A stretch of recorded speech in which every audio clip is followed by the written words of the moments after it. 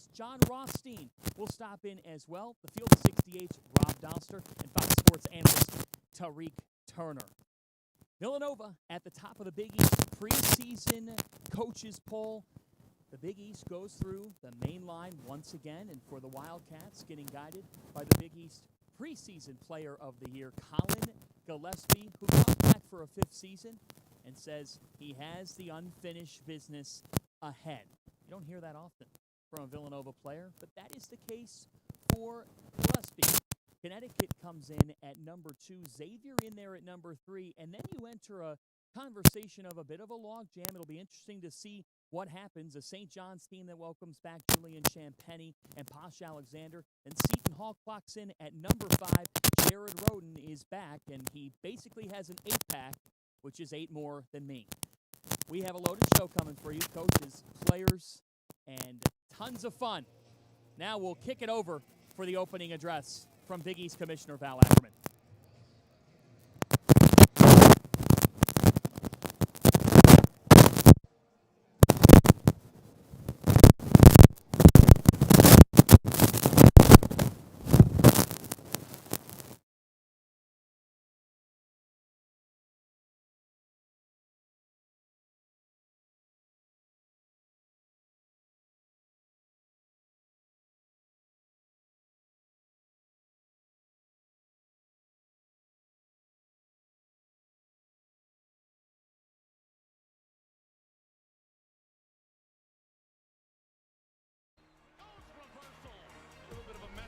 To the rest of the conference and the country. Dream and Liberty with the kick. Weaves for the lead. He got it. Romeo Weaves. Look at Posh. There he is. The steal. And Posh with the jam. Right pass Robinson Earl. Pretty pass inside. Well, that was a fabulous pass. Bolden from way downtown. It's good.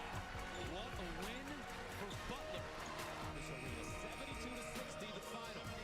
Nova defeats Creighton. They clinch the regular season Big East title and will be the number 1 seed next week in the Big East tournament for the first time since 2007. The Georgetown Hoyas are Big East tournament champions and NCAA bound. You know, I keep talking about that Drake song, started from the bottom, but we started from the bottom. Now we're number 1 in the Big East.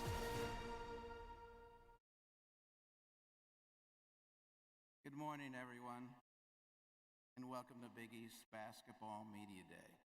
We're thrilled to be in person in Madison Square Garden, the world's most famous arena, our home. I'm John Paquette from the Big East staff. If there's anything that anyone from the Big East can do for you today, please let us know. Operationally, we are similar to what we've been 2 years ago. This is our area for the team tables where the print and radio will be. Television crews will be in the Delta Club this way. We'll have 3 interview sessions with the teams rotating through the television areas. Lunch will be served in the club restaurant beginning at 11:45. To get to the club restaurant, head out that corner, down one level, keep going left. You will find it. And then our Women's Day's media activities will start at 12:30 right here. A couple operational things for wireless. Use the free MSG network. There is no password. And after some opening remarks from Commissioner Val Ackerman, we will have a quick photo with Val and the head coaches. So we would ask the head coaches to head up here after Val's remarks. We'll follow with the same plan with the women's portion of the media day. And again, that starts at 12:30.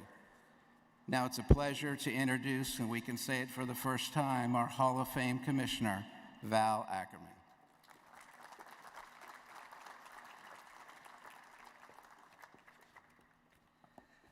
Thanks very much, John.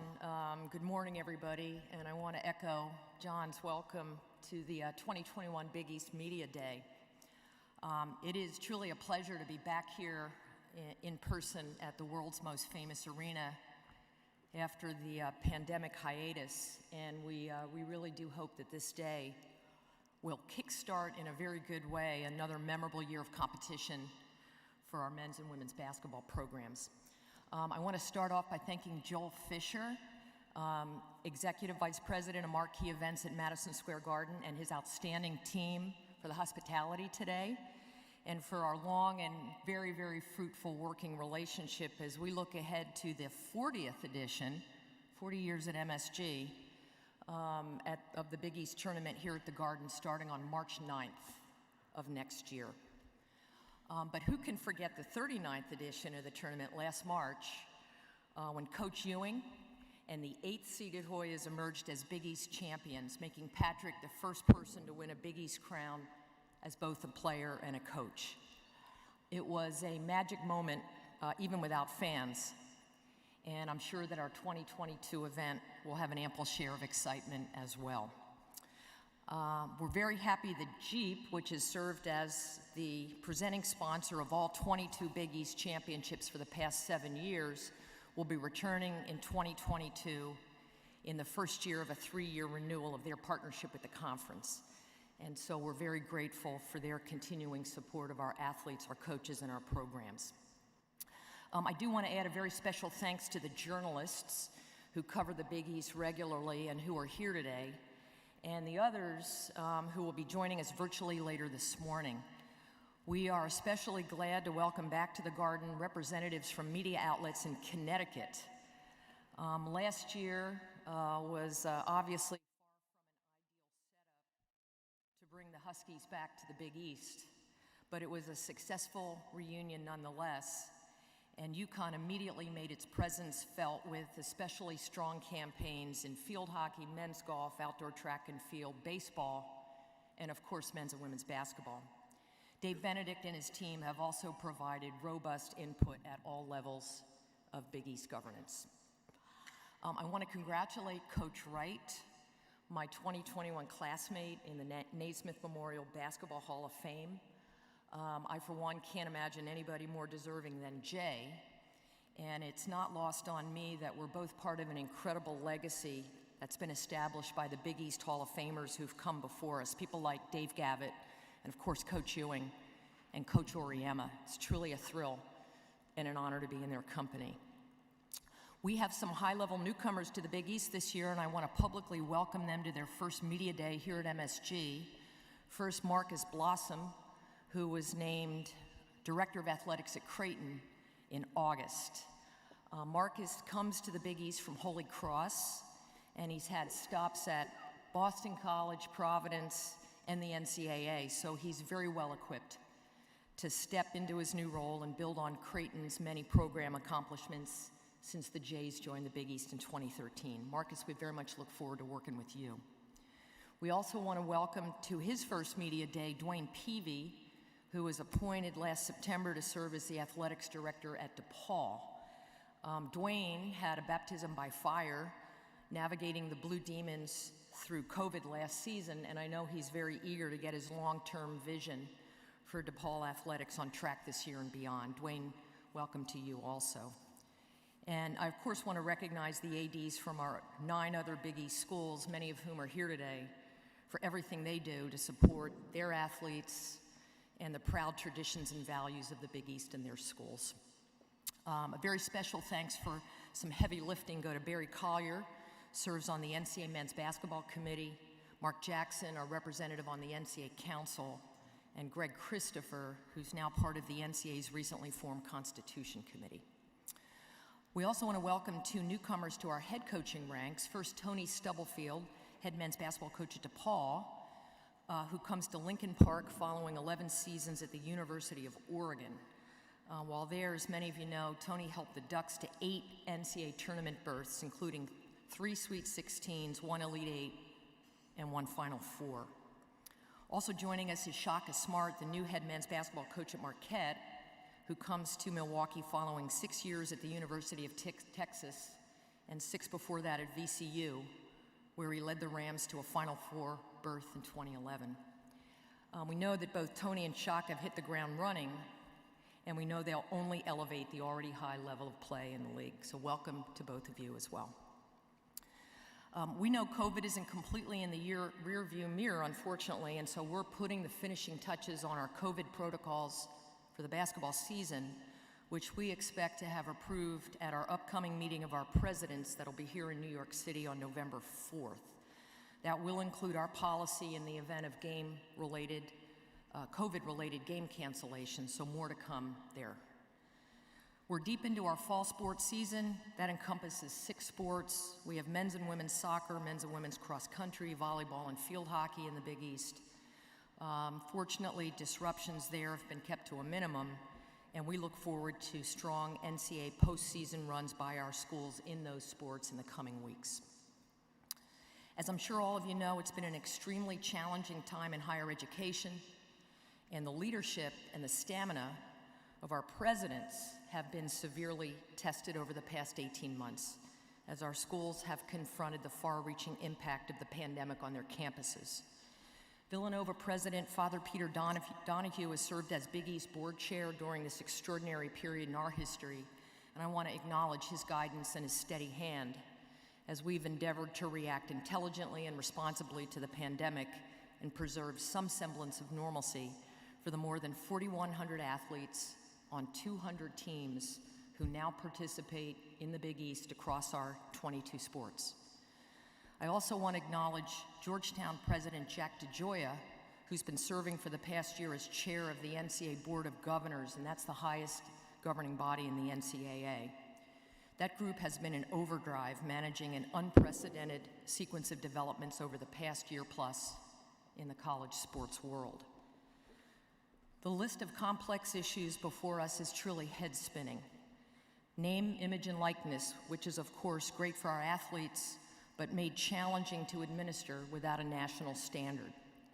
We've seen the loosening of transfer restrictions, heightened scrutiny around gender equity, the return of conference realignment, it seems, and now potential changes in the NCAA's constitution and Division I governance structure. The good news for us is that the Big East in 2021 is in a stable position, ironically in stark contrast to where we sat 10 or 15 years ago when an earlier round of football-driven realignment caused the league to fracture and led to our current configuration. That said, we know we have to be nimble and adaptive as the environment around us changes. And so we've recently undertaken a review of our conference-wide strategic plan, which was drafted 5 years ago, so we can make sure we're in the best possible position to deal with the external forces and all the uncertainties surrounding us and maintain our strong footing, especially in the sport of basketball. The strategic review has been guided by an AD subgroup that's headed by Providence College AD Bob Driscoll and current Big East AD Chair and Georgetown AD Lee Reed.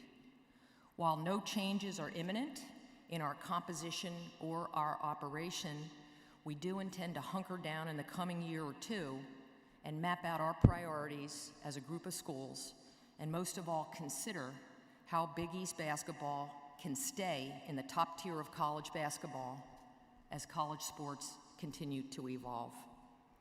It's also our hope that the Big East can be a constructive participant in the ongoing discussions about how college sports can effectively self-govern, remain in step with the times, and address the needs of our athletes, as well as the realities of campus and athletics department operations, particularly at the non-FBS level.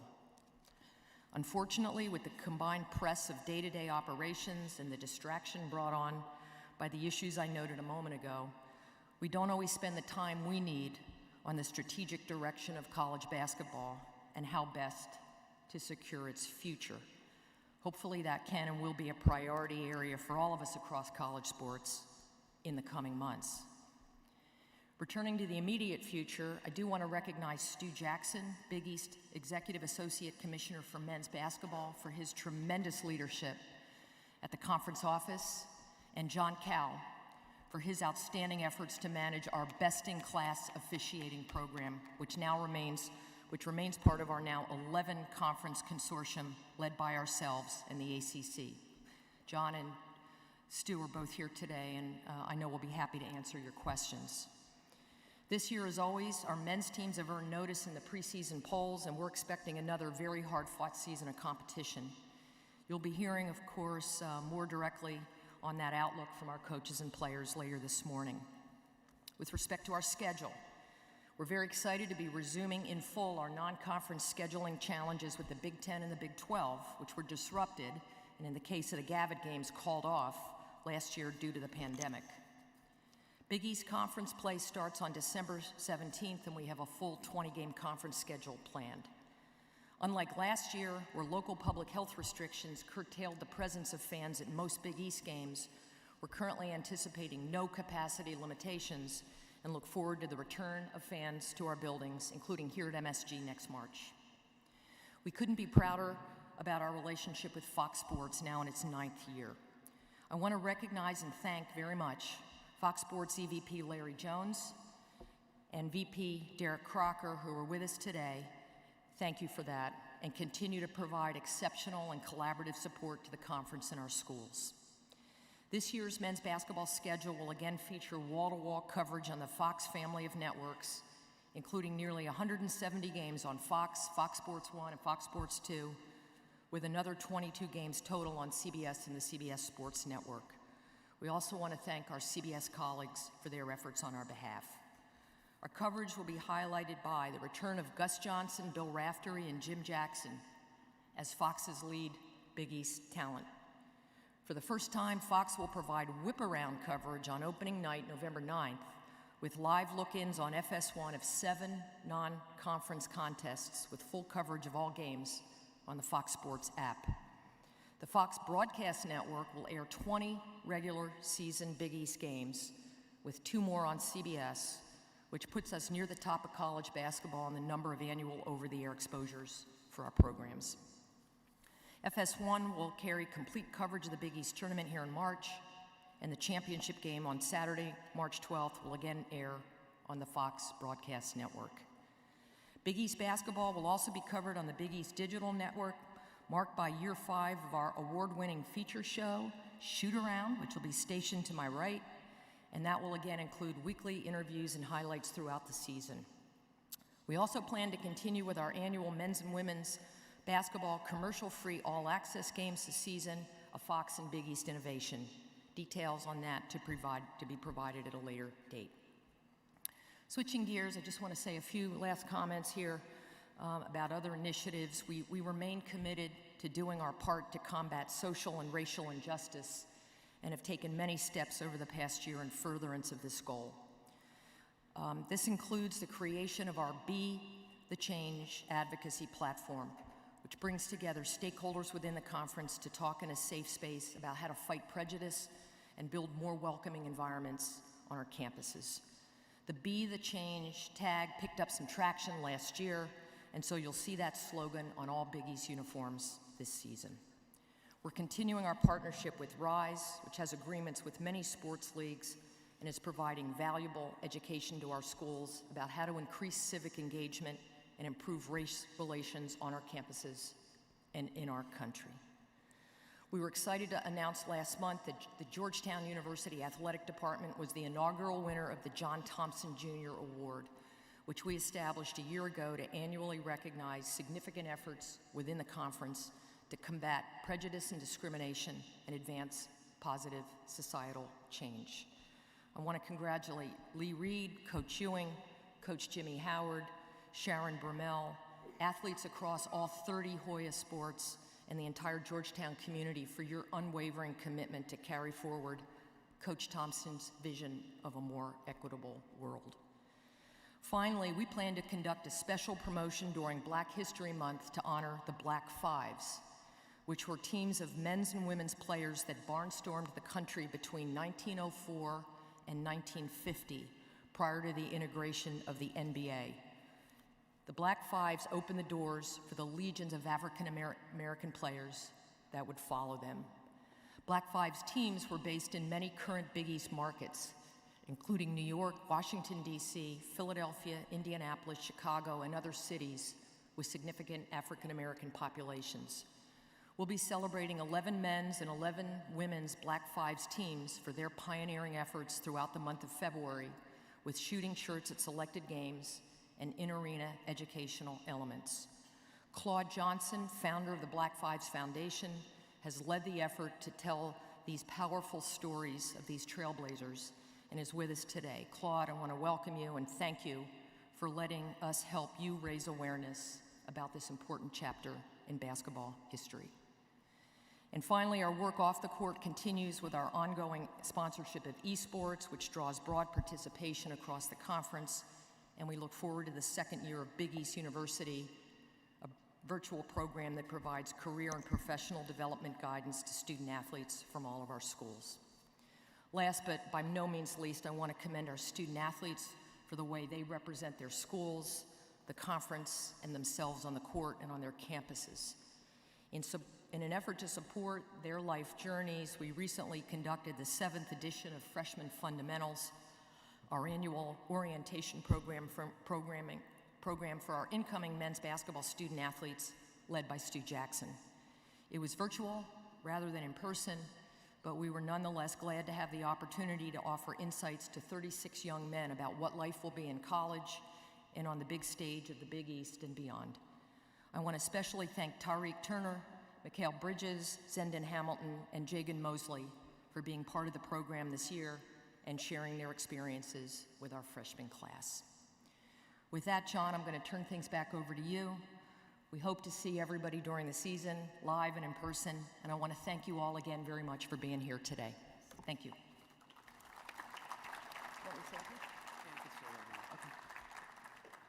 If we could have all the head coaches come up for a picture with Val. Here's your ball. We'll let Porter.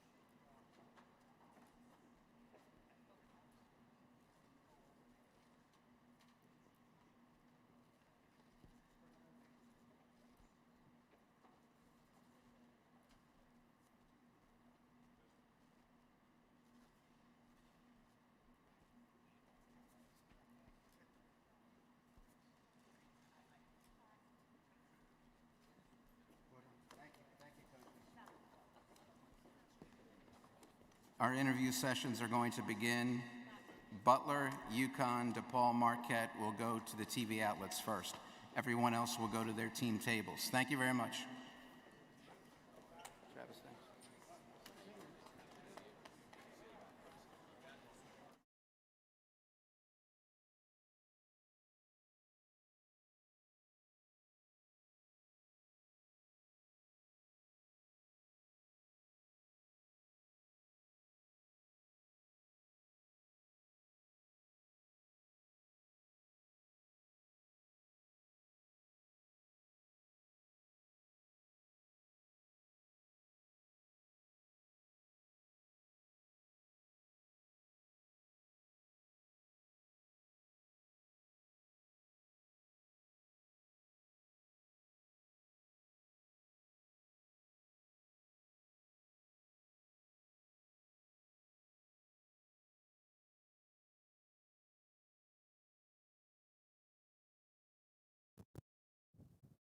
All right, let's get this show rolling. I'm John Fanta, joined by Fox Sports analyst. You can catch her on WNBA coverage as well. She's all over the place in the basketball world and the former head star, Kim Adams. Kim, good morning. That is a very generous introduction, John. I am so happy to be here in person with my guy, John Fanta. We're back at the Garden. Those words, there aren't any better when you're back inside this building, and it'll be the 40th year of the Big East tournament at Madison Square Garden come March. First and foremost here, when you think about the conference on the men's basketball side, what's the first thing that pops into your brain? Very first thing, I think, is tournament back here in a couple months. But I think it's an interesting year. I think it's an interesting year for the college basketball landscape. Oh, someone walked right through. Just because of the COVID year and the new transfer rule, there's been a lot of movement, a lot of moving pieces. So you see some teams in the Big East that lost a lot, and then you have a couple teams who return a lot and have a lot of veteran leadership, have students who are in their 6th year of college. So I think it's a really interesting dynamic to kind of come off of that COVID year, the new transfer rule, and there's a lot of questions to be answered here over the next couple months. 25 players in the Big East Conference who are in their 5th or 6th year of college basketball. You have old heads across the league, which makes a big difference. And I think it really starts at the top. It's fitting that the preseason player of the year in this conference is the Villanova court general in Colin Gillespie. Yes, I think everyone, except for his opponents, are so excited that he decided to come back for another year, especially after that MCL injury took his postseason away from him after such a tremendous year last year. So to see Colin Gillespie coming back, I know you've had chats with Jay Wright and the staff talking about what an incredible leader he is, maybe above any other that Jay Wright has coached. So to see Colin Gillespie back at the helm for the Wildcats, really exciting. Like we said, maybe not for his opponents, but for fans, for Villanova fans, for just college basketball fans. What an incredible player he is. Let's take a look at that preseason poll. Who's at the top? And Kim, we'll be hearing from you throughout the day. I think we've got a coach in waiting, from what I'm told. So they work quickly here. They do work quickly. So we'll send you over to the alternate set, and let's take a look at that preseason poll. You think about Villanova at the top, but then who is 2 in this league? That is the biggest question that people are asking here in the Big East. The coaches voted Connecticut number 2. UConn brings back R.J. Cole, Tyrese Martin, Isaiah Whaley, Tyler Polley. It's a loaded cast of players. Who will be their go-to guy is really the interesting question here. And then you look at the third slot in the Big East, and that is Xavier, who brings back not 1 but 2 all Big East first-team selections in Paul Scruggs and Zach Freemantle. Yeah, and that's a team that we mentioned, one of those teams who is bringing back a lot. And this is a team that has been known for getting to the Big East in recent years. I think that is probably goal number 1 for Travis Steele, for all of these players to get the Musketeers back to the tournament. And they certainly seem on paper to have the talent to do so if it can stay healthy and if it can all be brought together. So let's take a look here at that Xavier team and what they're going to do. Villanova in the first 6 conference games.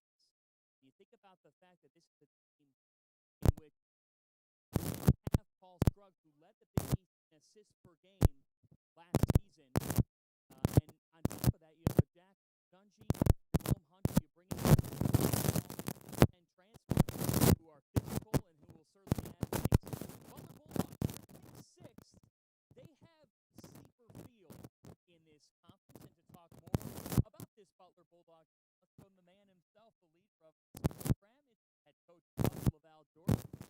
It's just great to be back inside the world's most famous arena. Yeah, John, it's good to be back. Obviously, Madison Square, you got all the vibes that you can't explain, really. When you go out in here, there's goosebumps just walking up in the building. Our guys are excited to be here today, and it's just good to see faces and see people in person. You have 6 players who are in their 5th or 6th year of college basketball. What does that mean? It means we're old. I've messed with that group down. We're warming up for practice at the AARP club down there. We got 24-year-old Jair Bolden, and then we've got a couple 19-year-old freshmen that just got to college and they're trying to figure it out. So it's a unique year, but our veteran guys are doing a great job of leading and helping those young guys along. A breakout candidate in this conference is Chuck Harris, first Butler freshman now to lead the program in scoring in 15 years. He works. There's no secret formula to it. He's talented, but I got such a respect for Chuck and his work ethic. If you want to find him, you can probably find him in the gym. He wants to learn. He wants to be a better player, better teammate. So he's led our culture of work, throughout the summer, getting more guys in the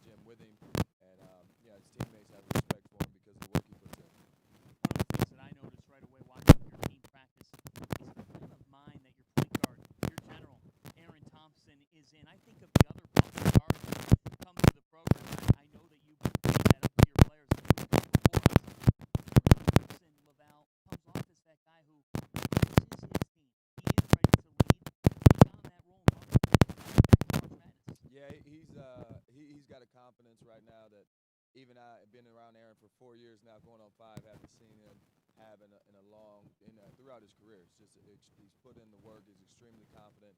Obviously, his body's back healthy. He feels good, and he's in those conversations to lead and put himself in position like Roosevelt Jones or Ronald Norred, Mike Green, Thomas Jackson. Some of the point guards that have come through Butler and led Butler, in their own way. And he's doing it in his own way, and he's got help. Obviously, we've got a lot of veterans with him.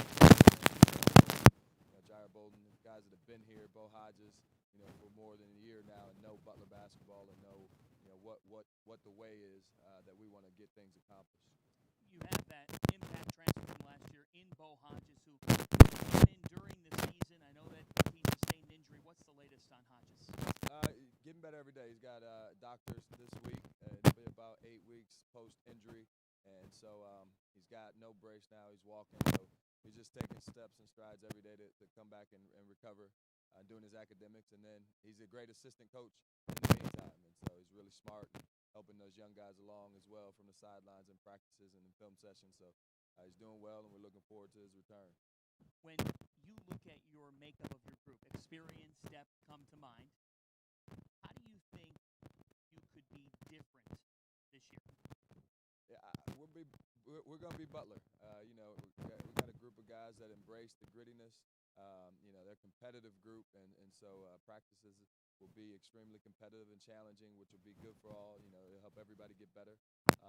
And then there's an unselfishness about them. So I think it's unique because we've got 15 scholarship guys, but it's also a group that's been around each other. We had a summer like normal to get to know each other well, and you sense and feel a group that's going to cheer for everybody, each other's success, regardless of whose night it is. And so I think this could be one of those groups where on any given night you may not know who the leading scorer is going to be, and if nobody cares who gets the credit, we'll be fine. And guys buying into that is huge.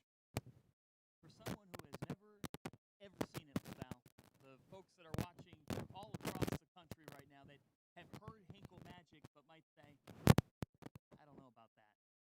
What is Hinkle Magic? You know what? You'd have to be there to experience it. We're excited as ever. Obviously, you miss it last year given the circumstances and the situation.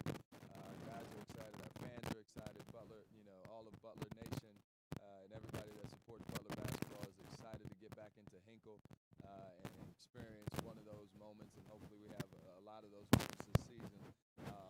It's just one of those feelings you get. You can feel the buzz, the energy, whatever the game is, and our guys step up and our fans step up in those moments.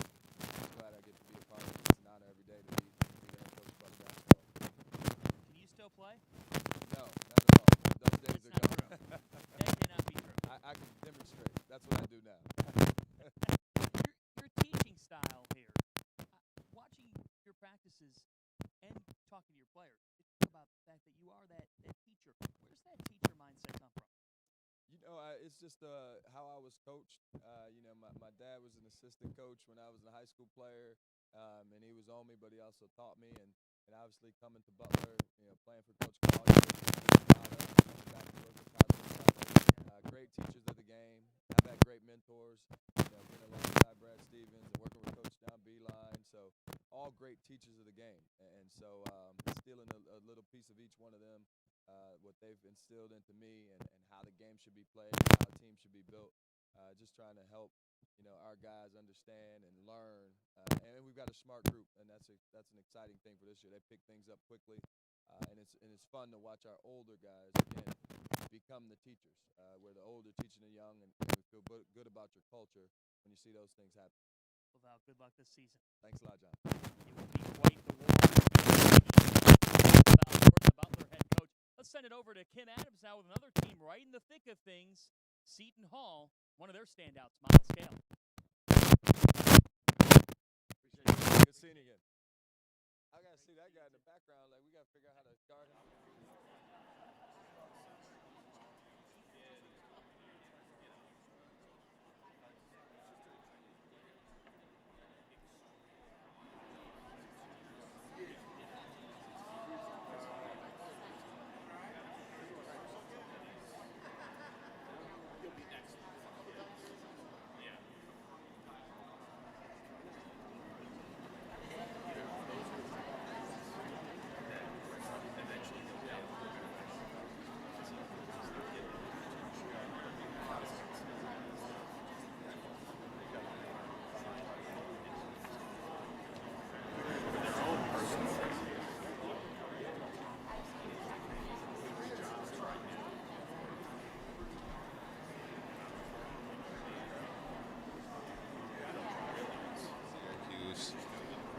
Alexis Yetna from UCF, and we brought in Jameer Harris. He's a New Jersey native. So all these people, like the depth in our team is just crazy this year, and I think we're actually like going to end up being not if not as good, better than last year. So I'm looking forward to it.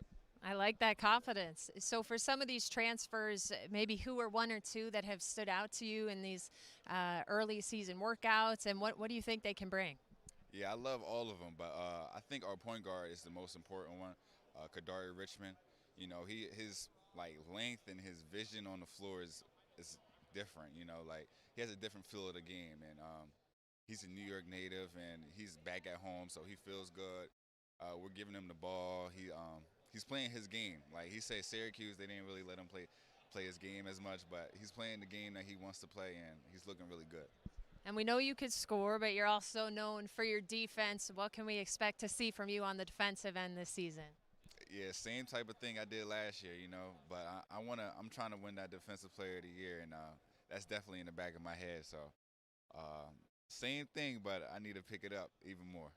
Okay, look out for Miles Cale, potential Defensive Player of the Year, and we'll send it back over to John Fanta.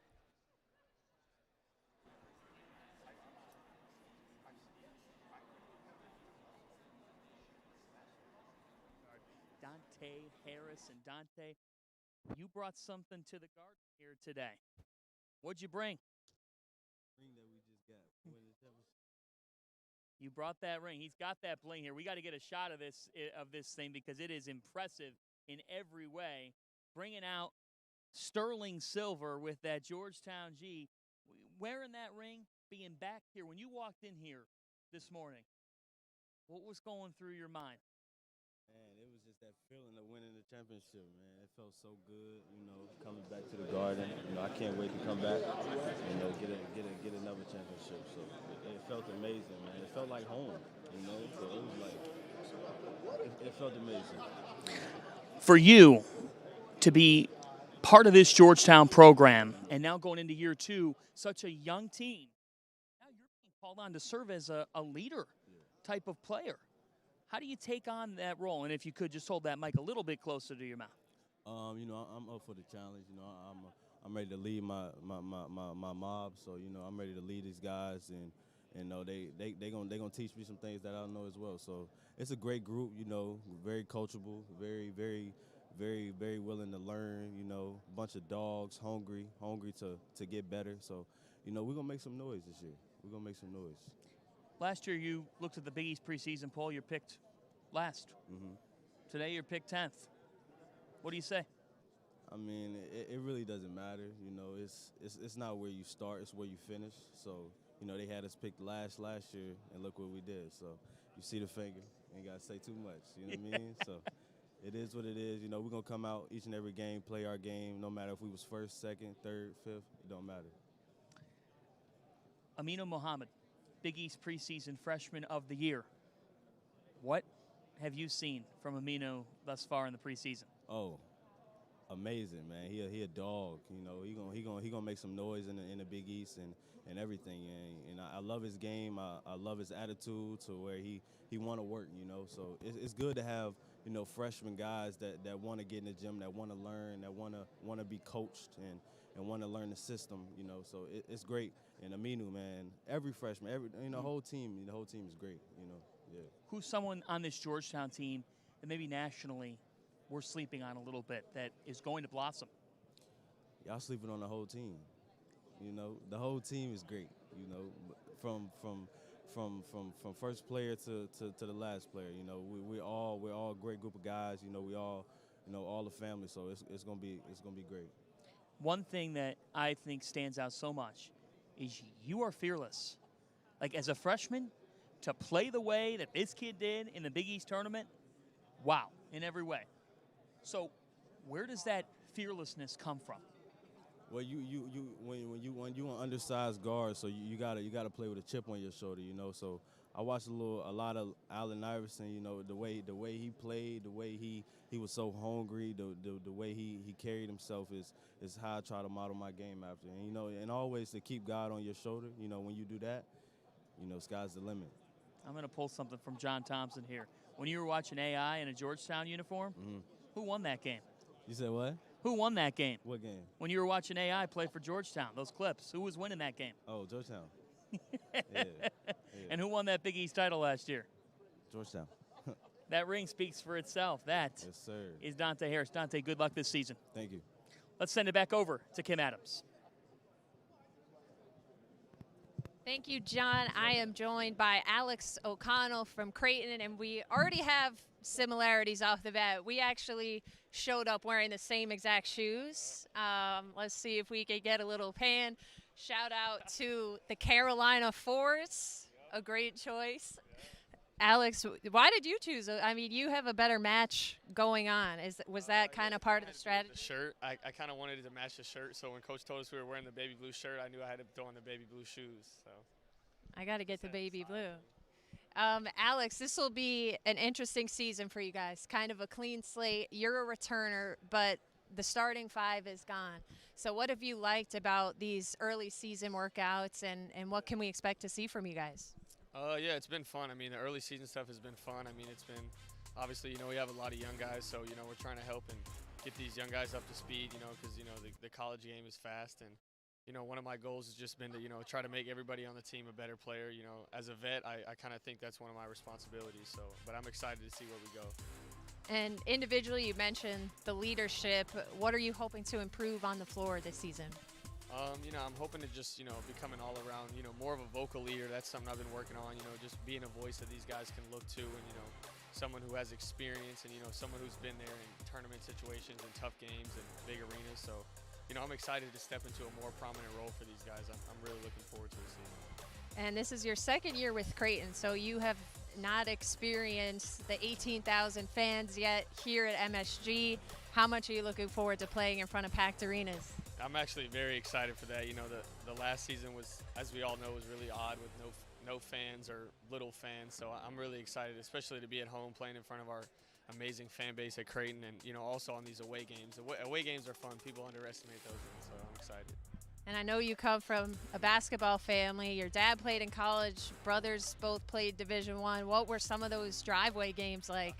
Yeah, that's funny. I mean, we grew up beating each other up in the driveway, playing one-on-one, and it helped us get to where we're at today. My older brother played at Georgia Southern and UNC Wilmington, and now my younger brother Brady plays at Old Dominion. So everybody be on lookout for my younger brother Brady. He's on the come up. Okay, hopefully you and the Jays are as well. Alex O'Connell, great fashion choice today, and we'll send it back over to John Fanta.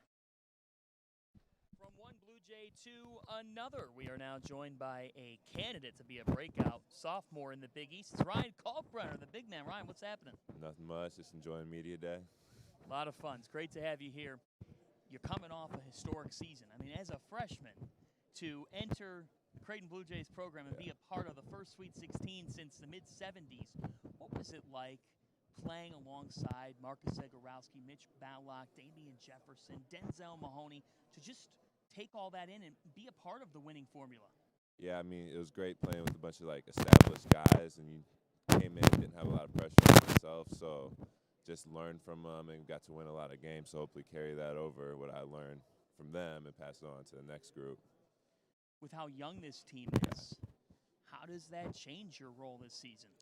Definitely have to step up as a leader. There's only a few of us that have come back who played significant minutes, so it definitely puts more of a leadership role on me. So I think I'm ready to handle it, lead some of these young guys.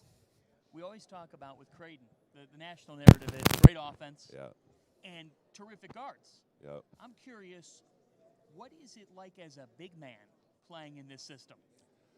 I mean, terrific guards, it opens things up for a big man. So I'm not complaining about having good guards at all. But this year, we got some really, really good bigs. So I think maybe we'll think about Creighton a little different after this year. Really? I mean, we still got great guards, don't get me wrong, but the bigs are really good this year. Tell me about those bigs. Who are we looking at here? Looking at two transfers, Ryan Hawkins and Keyshawn Fizel. Amazing, amazing players. Ryan Hawkins, three-time D2 national championship, just brings winning culture. And then Arthur Kaluma, the freshman, he's so good, so good. Can't say enough good things about him. And on top of what you have there, it'll be interesting to see how all those pieces come together. You have someone in Ryan Nembhard who comes in as a freshman and looks like that type of player who could be the next great Creighton Yes. point guard. What are you noticing from him? He just sees the floor so well, like such an amazing playmaker. If you're open, he's going to find you. Like, that's the thing that impresses me the most. But he's like such a hard worker, too. He wants to get better, which you love to see from freshmen.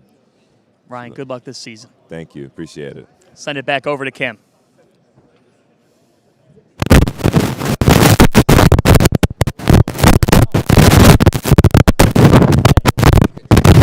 Showed up in a big way. I mean, we got to show the bling to start. We don't even need a zoom in. You could see it shining and reflecting from there. How does that ring feel? I mean, it feels great. Just everything we went through last year, the ups and the downs, COVID. We had a COVID pause. My team really just came together when it really mattered, and I just really appreciate that moment that the seniors gave us, and now they're gone. So it's my job to get the freshmen the same feeling. Yeah, so you guys have a pretty new roster this year, a lot of new pieces, even though you were champions last year. Why do you think that you guys can move up those rankings again this season? I like our team. We have a lot of young guys, but they're willing to learn. They're willing to, give everything they have each day. We get better. I like our group. We have a lot of athleticism. The way we play fast up and down. It's just going to be an exciting game when we actually get to it.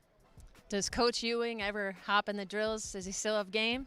Nah, he barely moving. He got like 3 knee replacements. He can barely move. Okay, you guys do the playing for him.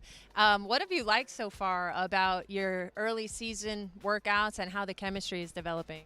I just like how we all are finding our roles on the team, and we're starting to learn each other's strengths and play together really well.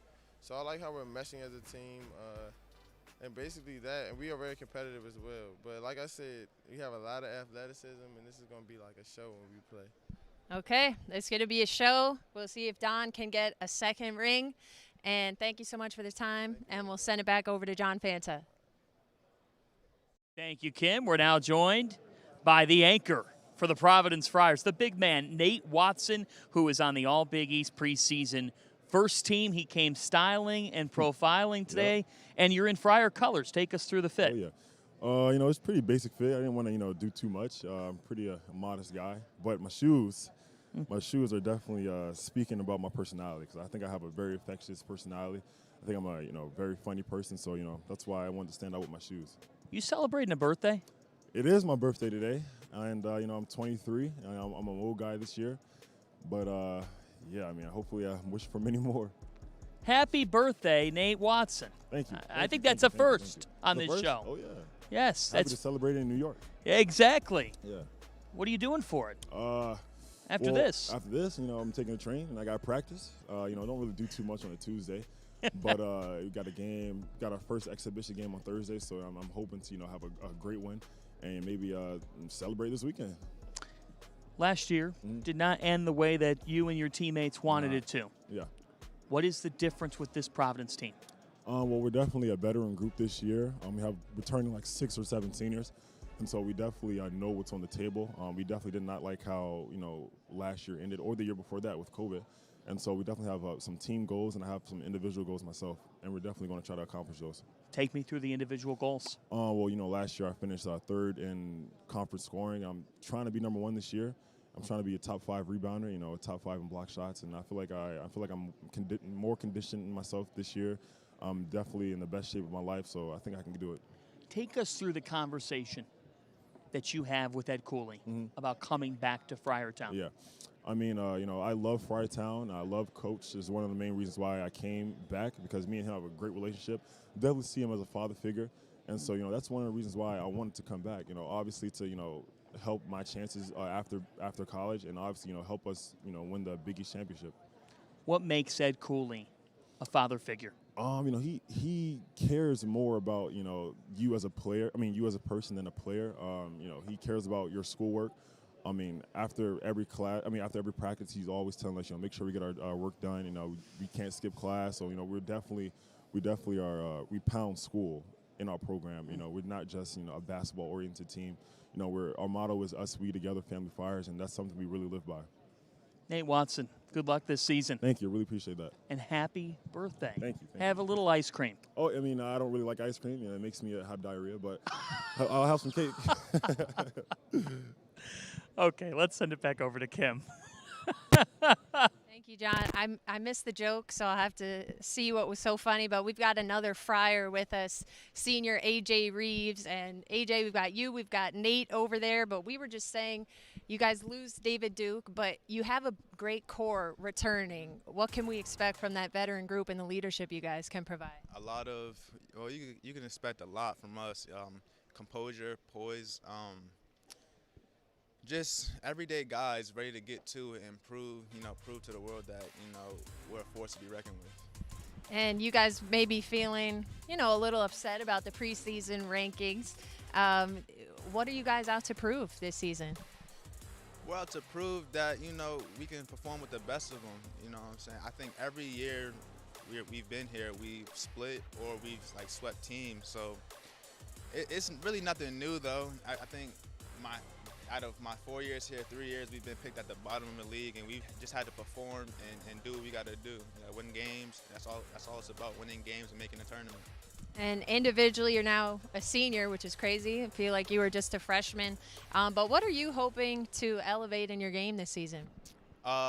Just being more consistent, with everything. Being a better leader, having my voice heard throughout the locker room, throughout the team. And, just performing, grabbing more boards, just making more shots at a high clip. You know what I'm saying? I put in spurts of games, but, I just got to put them all together and make it more consistent. Love it. All right, AJ Reeves, thank you so much for the time. We look forward to watching you this season. We'll send it back over to John with the Pirate. Tyrese Samuel, Seton Hall Jr., and a versatile piece to the Pirates equation. So, Tyrese, your first 2 years, I think you showed some flashes. What is it that you've tried to do here in the offseason to try to turn the flashes into being a consistent player? I think the thing I've been working on this offseason is just my aggression, just being a lot more aggressive, because I feel like when I'm aggressive, I feel like kind of like it's like my world, but it's just that's the thing that was holding me back is my aggression, I find. If you don't mind holding that mic a little closer to you, I think that aggression is interesting, and I look at you and your Seton Hall Pirates team, and I see a lot of length on this team. What do you make of the way that you guys can defend and rebound the basketball with all the different bigs that you do have?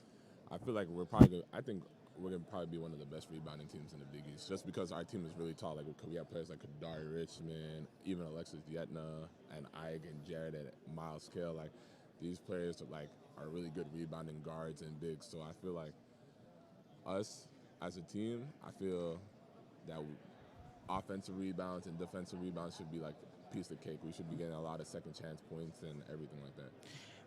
Going off that point, when you bring in Kadari Richmond from Syracuse, Alexis Yetna from South Florida, Jameer Harris from American, the instant question, Tyrese, is, okay, you have all these new pieces, but you have a good amount of pieces back. How does everybody coexist? So what is it? What's the key to that Seton Hall culture that allows you guys to, hey, welcome in new people and say, we keep on going? Actually, I think it's just like the team bonding aspect of it. We've been bonding a lot more. I feel like our team this year is really close. We with each other more every day, cafeteria, even after practice, we'll sit hours after practice just talking about the season and what's to come and how the Big East is different, especially for the transfers and stuff. They're obviously learning a lot from coach and us. The Big East is just a different conference about being physical, and the game speed's a lot faster too. So we're just trying to teach them and the freshmen this conference is for real. You have an all Big East first teamer in Jared Rhoden. Yes, I joke that he's got an 8-pack practically. Yeah. Just how good can this kid be? He's probably the hardest working guy I know.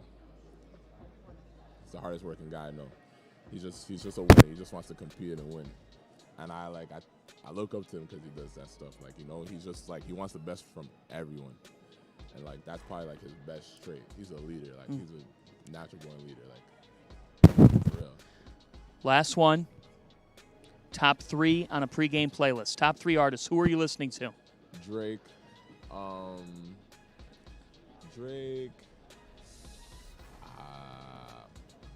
Maybe Travis Scott. Okay. Drake, Travis Scott, and I'm going to say Tory Lanez. There he is. There's Tyrese Samuel, what he's listening to ahead of a Pirate game, and we look forward to seeing you in action this season. I appreciate that.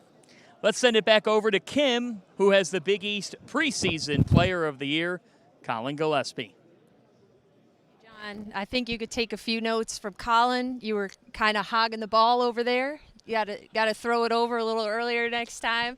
But yes, we're honored to be joined by the Big East preseason player of the year, Colin Gillespie from Villanova. And Colin, first off, we know you had the unfortunate injury. You decided to come back. I think everyone except your opponents is excited to see you back. What ultimately led to that decision to come back for the 5th year? Just the guys, my teammates, the coaches, my family, and the Villanova community, just being around again for another year. That's my home. It's been for the last 5 years, so that's where I feel most comfortable, and my recovery process was super important to me, so I just wanted to be somewhere where people really loved me, wanted me to get better as fast as I possibly could. And physically, how has the recovery gone, and how are you feeling now as you're just a couple weeks away from the season? Yeah, I feel really good now. The recovery process was hard at first, obviously. It was a struggle, but it was part of my journey. It was part of God's plan for myself, and just knowing that I was going to come out the other side better and healthy again was really important, just mentally believing that. And you guys have some key returners, you, Jermaine, Justin. Who are maybe some other players that are ready to step up into a bigger role and help you guys compete for that Big East championship again? Yeah, Brandon Slater has been really good this summer for us as an older guy. He's a senior now. Caleb Daniels is in his 5th year of college as well. He's a senior, so those guys have experience from last year but are older guys that have played in big college basketball games that have done a really good job this summer of just getting better, learning the concepts and habits more. And then you guys got guys like Eric Dixon, who's going to step into a bigger role, Chris Archidiakono, and Brian when he gets back. So we have a lot of older guys that have been in the program, and I think that's really good for us. But we know that it's a new year now, and we have to prove ourselves over again and really just focus on becoming the best Villanova basketball team we can by the end. And what have some of those focuses been in these preseason workouts, first few weeks of practice? What are you guys really keying in on to start sharply? Just defending and rebounding, making sure that we're playing hard on every possession. I think that's where it starts at. That's the core of Villanova basketball for us. And as long as we're doing that, we're going to live with the results. But we got to make sure that we're always playing hard, competing on every possession, defending and rebounding, and playing Villanova basketball. And we were talking Philly. I live in Philly now. You're from Philly. You're obviously still at Nova. What is the top cheesesteak spot? Where's the viewers' head when they come to Nova for a game? I haven't had one in a while, but if I had to answer that, I would say D'Alessandro's or Ishkabibble's on South Street. Cosign D'Alessandro's, as the locals would say. John Fanta, get yourself a cheesesteak. We'll send it back over to you. Okay, Kim. Well, we've got a fellow Villanova star in Justin Moore, the junior. So Colin Gillespie said he loves D'Alessandro's cheesesteaks. Have you found your go-to cheesesteak in Philadelphia? It is? Yeah, me and my family go there a lot after games. What makes it so good? This is one of the most popular ones, and my go-to. My family goes to that one after games. It's convenient, it's quick. That's my go-to. Let's look at this Villanova team. We talked a little bit just yesterday about this group and what you guys are looking to do this season. What is it about this that makes you guys different than last year? I think we're more experienced. I think everyone's taken another step in terms of another year under their belt. We had young guys, a lot of balance. We have young guys, freshmen, juniors, seniors, 5th years. So the practice is very competitive, and we have a lot of leaders that have been in the program for a long time. So we know what we're doing. We know what we need to do. We know to be the best team we could be. So I think that's a great step for us. How is Justin Moore different from last year? Yeah, I think I'm a more vocal leader. Talking to my teammates, getting the best out of myself and my teammates, trying to be more explosive on both ends of the court and more versatile. I think taking those steps is something personally that I've been focusing on. One thing that stands out to me is your head coach, Jay Wright, says you want to be good and want to be committed to being a leader, but it's another thing to actually do it. Yeah. What's that process like of taking those discussions with your coach in his office to the practice floor? Yeah, it's challenging. something that you want to do to be the best player you could be. And it takes a lot of effort and commitment. Coach is on me every day, so when he calls me out, and I know, oh, okay, I need to do this and that to be the best leader or most vocal or most best player on the court. So being open to coaching is something that you have to be able to do, and going out and putting the effort in. We were just talking before we started this interview about this building. How cool is this place? It's amazing. Just being in it, I can't wait to have fans in it because we didn't have that last year. I played in my freshman year, and it was a great atmosphere, so I can't wait to get back and play on this court. Justin Moore, we look forward to seeing you on this court. Can't wait. There he is. For Villanova, it's Justin Moore. Now, let's stay with someone who knows all too well about playing inside Madison Square Garden. Send it back over to Kim. Yes, we are joined by one of the breakout stars from last season, Julian Champagnie from St. John's. And Julian, I know you had a big offseason. You had some big decisions to make. You did the NBA Draft Combine, and I know your teammates, your coaches, your fans are happy to see you here with us right now. What was it about what you guys are building at St. John's that made you want to come back for another year? Well, honestly, it's home. That's kind of my biggest thing. I'm a homebody, really. So just going through the process, taking what I learned, and, being able to apply that back in a home setting, that was a deal breaker for me. And you were the co-most improved player last year, Big East first team, preseason first team here today. But how are you planning to take it up a notch this season in your junior year? I just think by, winning more games. That's kind of my main goal right now. It's just to win and really take my team along with me. Honestly, that's my biggest thing. And what are some of those team goals? I know it's been a while since St. John's won an NCAA tournament game. Is that some of the discussions that you guys have had? Yeah, our end goals are to win as many games as possible, to go far in the Big East and obviously, get to the NCAA tournament. So yeah, those are pretty much our goals. And there's a lot of buzz around your team heading into this year with what Coach Anderson has been able to do, you and Posh and the whole gang. So what could we expect to see from the Red Storm out on the floor this season? A lot of energy. That's definitely number one, a lot of energy. And a New York team, really, the grit and the grind and toughness. What could you expand on that a little bit? What do you think of when you think of a New York team? When I think of a New York team, being from New York, so I've been on New York teams my whole life. We play hard, fast pace. We yell a lot, very loud. We get buckets, stuff like that. Just really bringing energy to any arena. And how will it feel to be back at MSG this season with fans, whether it's your home games or back here from the tournament, especially being a New York City kid? How will that feel to finally have the atmosphere back? It's going to be fun. I missed it from my freshman year. We got to experience that freshman year. But it's going to be fun. I'm looking forward to, all the fans coming in here screaming and yelling and just, getting that rush again. All right, Julian, thanks so much for the time. Expect a big year out of Julian Champagnie. We will send it back over to John Fanta. Coming off a historic season, leading the Creighton Blue Jays to their first Sweet 16 appearance since the mid-1970s. We are now joined by the Jays head coach, Greg McDermott. And Mac, we're just talking leading into this interview about standout players, and it's different because not often are you talking this much about freshmen. What's the process been like welcoming in these impact newcomers? It's been very enjoyable, John. The youthful enthusiasm that they bring to practice every day is, it's awesome. And, they're eager to learn. These guys are about the right things. Their work ethic's been outstanding. They're great teammates. They celebrate each other's success, and that's been fun to be around. I haven't said that. There's been a lot of inconsistencies as a result of their youth, but there won't be a time this season we don't have a freshman on the floor. So it's going to be interesting in that regard, but really excited about the group. Ryan Kalkbrenner brought up an interesting point. He said, we have some depth in our front court that could lead itself to us being a little bit different this year in the way that we can play through people. What are your thoughts on that?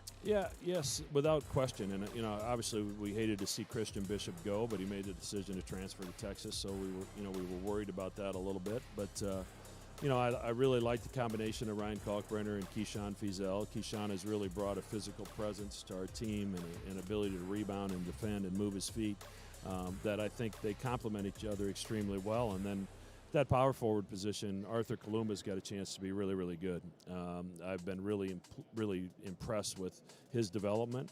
And you add to that Ryan Hawkins, who transferred from Northwest Missouri State, won 3 national championships there, and really shoots the basketball, has been a great leader. So I've been really excited about this group, and really can't wait to get started. Let's go in the backcourt, because there are lots of talks about what Ryan Nembhard can be for the Creighton Blue Jays. Could he be that next great Creighton guard? Does he remind you of anybody? He's got a little Maurice Watson to his game. He's very fast with the basketball. He sees things, inherently. You don't have to spend a lot of time teaching that, so that's been fun. And really fits our style of play. He pushes the basketball, really developed his jump shot, but he makes everybody else better. And I think he, along with Sharif Mitchell, as soon as we can get Sharif healthy, I think the two of them really provide some depth at that position. But Ryan's experience with the U19 Canadian team in Latvia this summer was really good for him.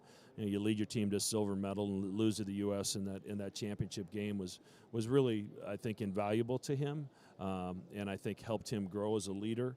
And we're going to need him to grow as we move along, because whether you want to be or not, it goes with the position that you have to be a leader as a point guard, and he's really embraced that. So I'm going to teach everybody a lesson right now, especially the young broadcasters and old broadcasters, everybody. This is Greg McDermott. And to teach that lesson a little bit, I'm going to ask you, how is Doug doing? Doug's doing great. But Jay Wright's maybe the one you need to tell that my first name is Greg. And I'm just giving Jay a hard time because he's called me Doug a few times in interviews. But I've been called much worse, trust me.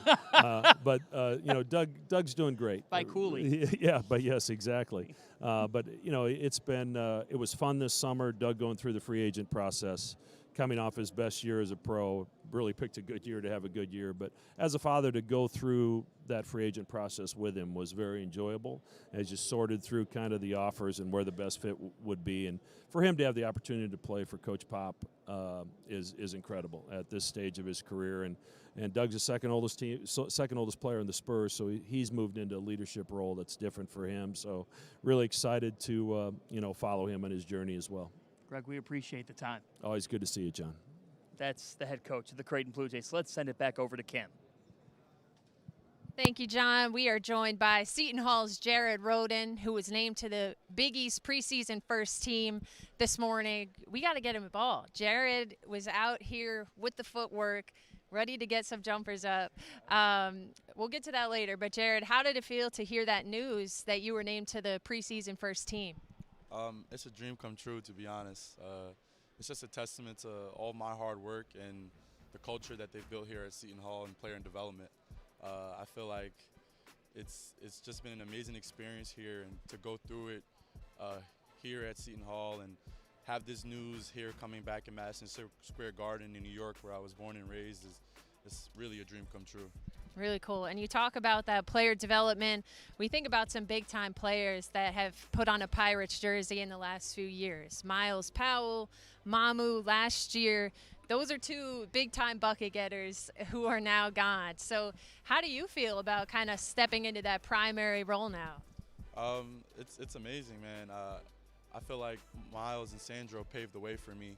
I had a first-hand experience to see what they went through. As being the alpha and being the main guy on the team. And I feel like I got a chance to see their experiences of the highs and the lows, where they went wrong and where they did very well. And I felt like I just took notes and took my time and really analyzed it. And I've had extensive conversations with Miles and Sandro about me being in this position one day. And for it to finally come full circle is just amazing. That's awesome. And a lot of talk about your team. You obviously lose an incredible player in Mamu, but you have some big-time transfers coming in. You have core pieces coming back. What can we expect to see from the Pirates in these opening weeks? Oh, I'm actually kind of really hurt by us being fifth in the preseason polls, to be completely honest with you. I actually think we're going to be one of the top 2 teams that finish in the Big East this year. And not only one of the best teams in the Big East, but we'll be one of the best teams in the country when it's all said and done. We've made some real nice key additions in Kadari Richmond, Jameer Harris, and Alexis.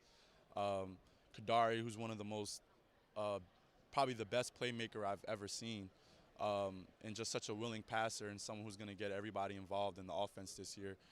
Jameer Harris, who's an amazing shooter, probably one of the best shooters I've seen as well. And Alexis, who just has a unique talent of playing so hard. And I think that's something that's becoming a skill nowadays, and it's not something easy to do. And I feel like just the chemistry and the vibe around this team is kind of exciting. You know, when you hang out with your teammates outside the court and it's a natural bond and it's not forced, is when you know that it's going to be a special year. Okay, I think you're ready for your broadcasting career. He just broke the whole team down for us. Jared Rhoden, his teammate Miles Cale, both feeling very disrespected by that 5th seeded preseason ranking. So don't sleep on the Pirates. All right, John, back over to you. All right, we have another Pirate here. We have gotten taller, significantly taller, with a 7-footer. Ike Obiagu, good morning. Good morning. How you doing? I'm doing excellent. Nice to see you. It's excellent to see you, too. You even wore Seton Hall socks. Yeah, represented. Out here represented. You're the reigning Big East Scholar Athlete of the Year. And people may not know this. You're now going for your master's already in accounting? Master's in professional accounting. That's correct. So you not only can block shots, but you can manage the books? Yep. I'm very good at that. What's that like? I mean, right now it's like, I would say it's not easy, but I'm pulling through because I'm taking some very tough classes, and balancing basketball and classes is not like the easiest thing to do, but like it's like very challenging, and that's what I like about it, because like I've actually been pushing myself to stay on top of things, and so far so good, and I think I'm going to do very great on both. What are the similarities between the way that your coaching staff pushes you on the court and the way that being at Seton Hall has helped push you in accounting? It's been very similar because obviously both of them pushing us to be the best we can be on both sides, and obviously the ball is going to start bouncing one day, and so you want to have that backup plan, and I think that's been one of the like major points for me, because I know like education is very important. Even if you feel like you're very good at basketball, one day you're going to start playing, so it's always very good to stay on top of things in the class. Jared Rhoden was just on the show across the way. He says that the team feels disrespected because you are 5th in the Big East. And I know it's just a preseason ranking. Yeah. But I ask you, Ike, you're inside the gym every day with this team. You're inside the locker room with this team every day. What are people missing with this Seton Hall team that can lead you guys to having major success?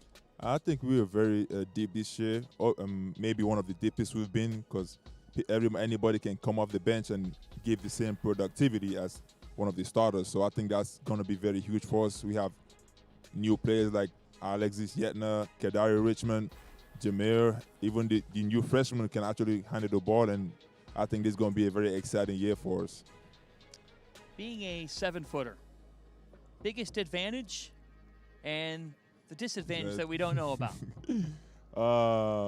Biggest advantage, I would say, like, it gives you like a presence. Like when you walk in, everybody wants to associate with you, and I think that's very great, because like you can use it to build a brand and a network about yourself, and obviously get some favors from people. Like just talking to people, they will want to talk to you.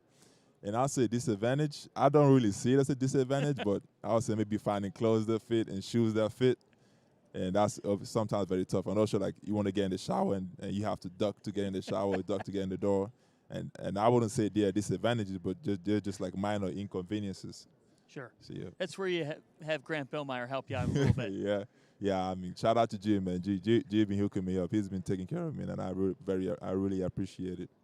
Ike, we look forward to watching you this season. Good luck. Thank you very much. Back over to Kim. All right, we are joined by Paul Scruggs, last year's Big East assist leader. And Paul, we were talking off air. This is it. This is year 5 for you. Last go around, named to the preseason first team. What could we expect to see from Paul out there on the floor this year? You know, just the same things you've been seeing from me over these past 5 years, but just more leadership and more talk.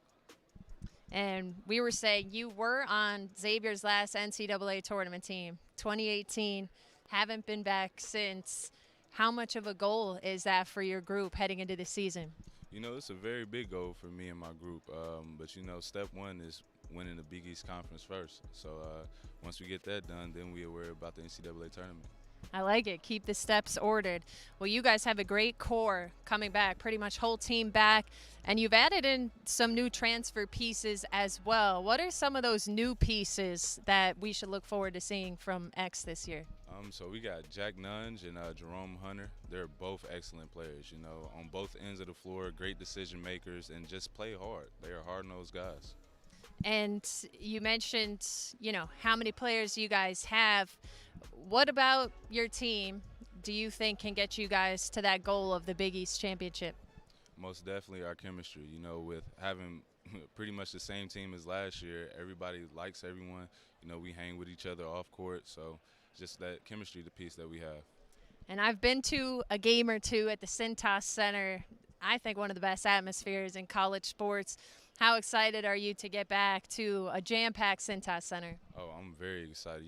It's just having the fans there, man. It just puts a different type of energy in the air. So, yeah.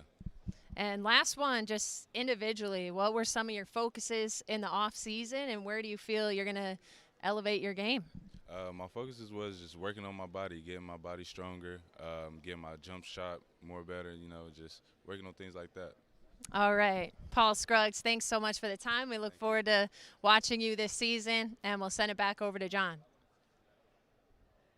Well, before he catches a train via NJ Transit back to South Orange, we're joined by Seton Hall 12th-year head coach Kevin Willard. And, Kevin, we just had Iko Biagu on, and he said, man, we've got a lot of length, and it's fun to be a part of inside of practice. What are your thoughts on your team? Yeah, I think it's we're a work in progress right now, Johnny.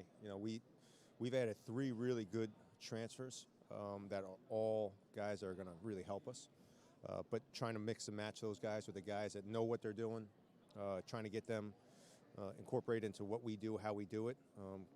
Guys coming from, all over the place. It's been a little bit, at times I look at us, I'm like, oh man, we could be pretty good. And there's other times I'm like, man, we stink. Well, as Raph says, you don't have to be ready today.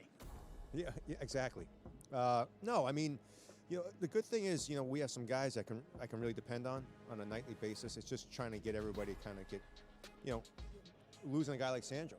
Right. You see how well he's playing in the NBA right now, the opportunities he's had. That's a big gap. A guy that created a lot of shots. So I like us long term. Right now, it's just we're a little bit behind. Let's look at the All-Big East preseason first-team selection in Jared Roden. It seems like at every turn, Jared is building his body up more and more. What are you seeing that could lead him to his best act yet as a Pirate? Yeah, you know what? I think where Jared's really matured mentally, too.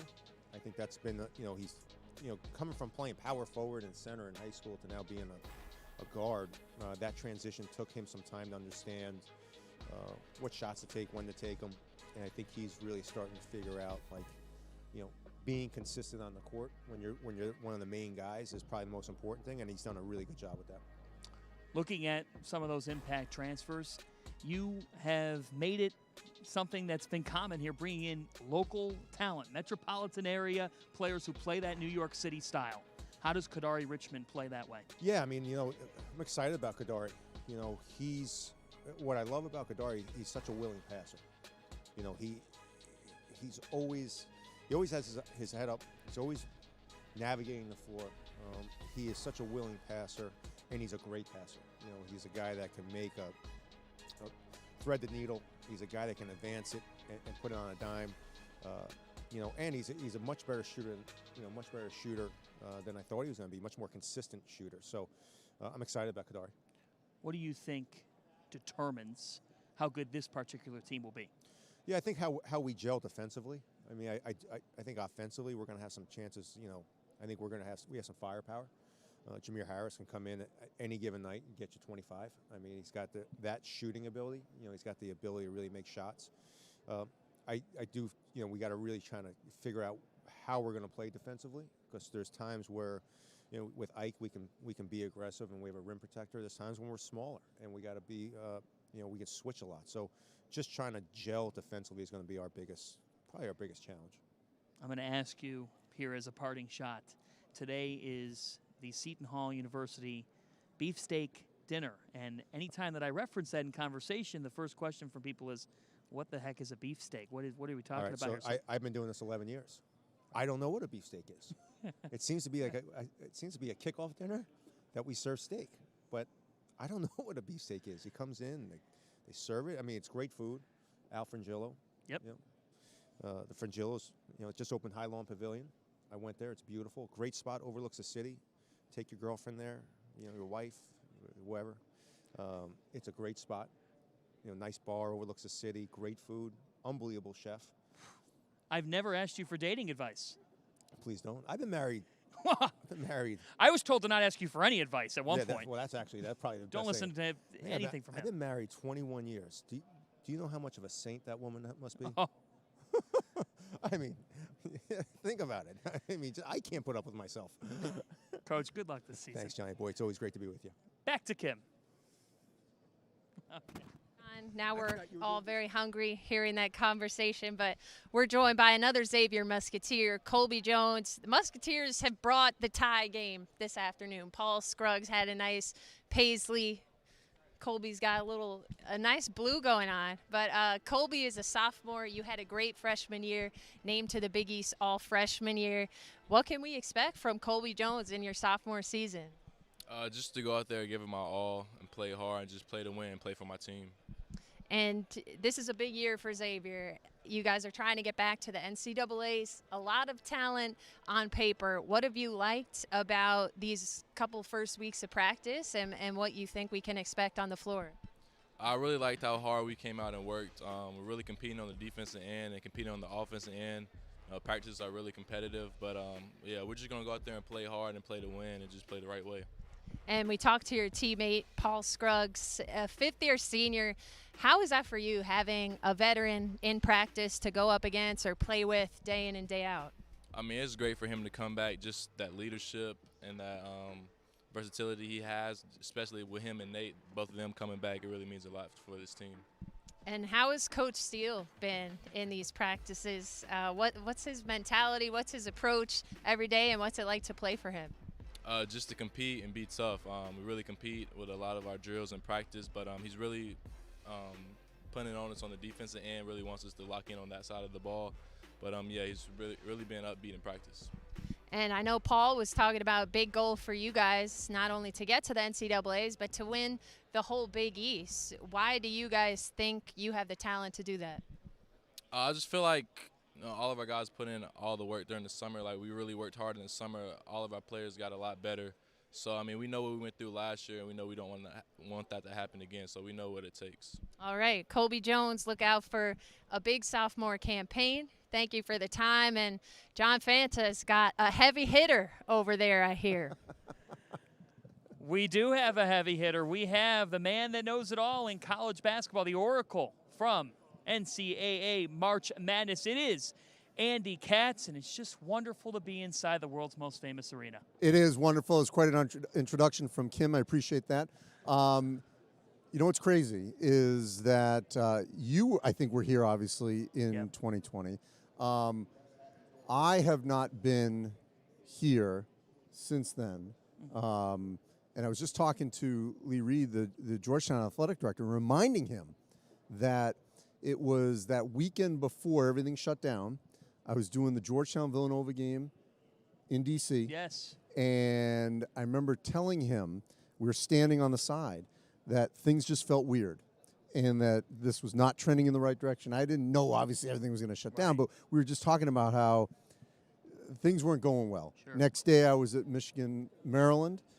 A couple of days later, I'm in Vegas for the WCC, Big Ten, and bam, everything shut down. And that feels like it was 10 years ago, not, whatever it is now, 20 months ago. But it's just great to be here.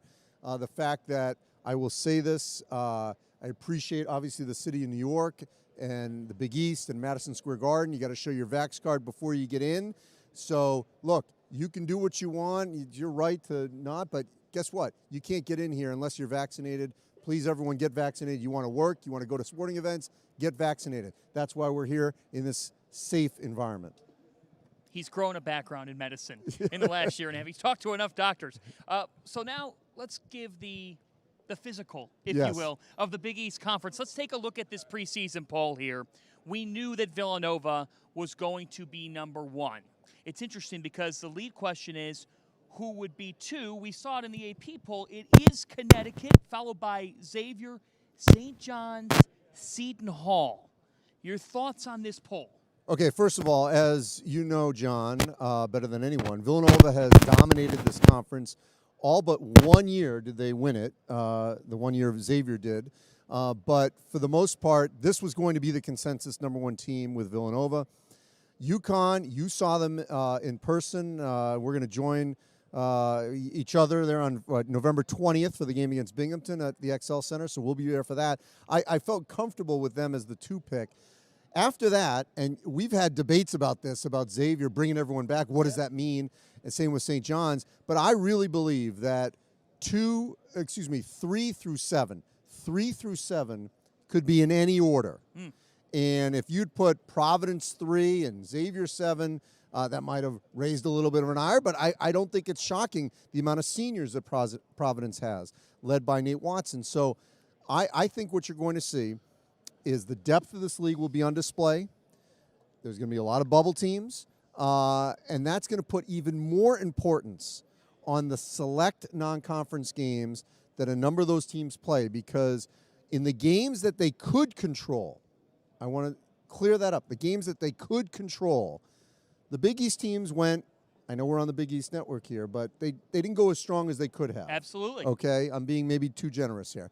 So they're a little soft, which means the games that were given to them in the challenges and in tournaments, they got to win. Now they got to win them all, but they got to win their share to avoid being put in that bubble situation.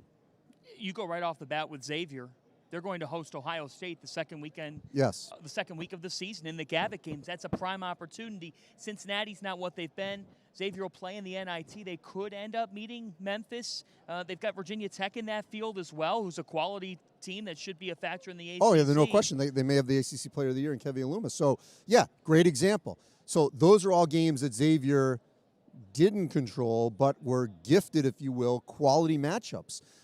In the Gavitt games, they didn't have to get Ohio State, but they got Ohio State at home, which almost never happens in the state of Ohio. And then in the NIT, as you said, with Memphis now being highly ranked at number 12, if I'm not mistaken, and then Virginia Tech, sort of a little under the radar, but they're going to be a factor in the top half of the ACC. So those are games that matter for a school like Xavier, so they can put themselves in better position once they get in the league. Because I really believe that 2 through 7, I'm going to include UConn in this, they're going to beat each other up. And what we've seen in this league, as evident on this floor last March, Georgetown won the Big East tournament. I don't want to dismiss Creighton, Georgetown, DePaul, and Marquette, because on a given night, they could knock you off. They're just not, at this moment in time, being projected to go as high.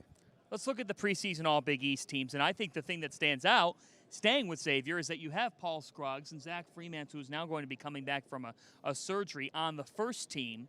What stands out to me, though, Andy, if we flash over to the second team, so Champagne's on the first team. Let me stop you 1 second. Okay. Jared, would you say Roden is the one player that is not a household name on that list? Yes, I would have to agree with you on that. Okay. And I think that part of that is because Seton Hall was off the bubble at the end of last season when Roden was playing really good basketball. But on the second team Because that's why I would tell you, I'm surprised, no offense to Roden, that Samuels, Moore, or Alexander didn't replace him on that first team. Well, and that's my point here is you talk about the jumbled of 2 to 7. St. John's, to me, is the team that you could say could have 2 All-Big East first-team selections. Champagne's the returning leading scorer, and Posh Alexander was just a freshman, Andy Katz, but he played like a junior or senior and looks the part of somebody who's only going to keep getting better for Mike Anderson. This is a major year for St. John's basketball, correct? Do they have to make the NCAA tournament? Well, I mean, look, I'm not talking about job status or anything like that, but obviously they have the talent to make the NCAA tournament. And once again, their game against Kansas in the new Islanders facility, people forget that game's not a home game. It's not here at Madison Square Garden. It's not at Carnesecca. So it won't be neutral, but it will certainly not be a traditional home court for St. John's. That's a huge game for them. No question about it. A great opportunity. Playing Indiana in the Gavin games, another golden opportunity for St. John's. If they get a split in those two games, you know, they can be on their way as long as they hold up their end of the bargain within the Big East. You know, the other key thing on St. John's is sometimes people get all wrapped up on who left. And we've had this conversation. It's not always who left, but who stayed. And the two guys that stayed potentially could be first-team All-Big East players. Last but not least, Shaka Smart, Marquette. What do you think of this pick? Love it. Not that he wasn't a good fit at Texas. They won the Big 12 tournament first time ever. Obviously, they lost to Abilene Christian. But I felt like Shaka Smart, when he was at VCU, was in his sweet spot. I think when he's at Marquette, home state of Wisconsin, he's in his sweet spot. You know, basketball-centric school, and he's not someone that is big ego, laps it all up, but I just think he's in a better position where it's a little bit more intimate, smaller, to do his craft, rather than get lost in the enormity of this school at Texas. Why don't you toss it to Kim Adams for me? Tim Adams, who do you have over there? I don't know. You got what are those blue switches? Those are blue picks.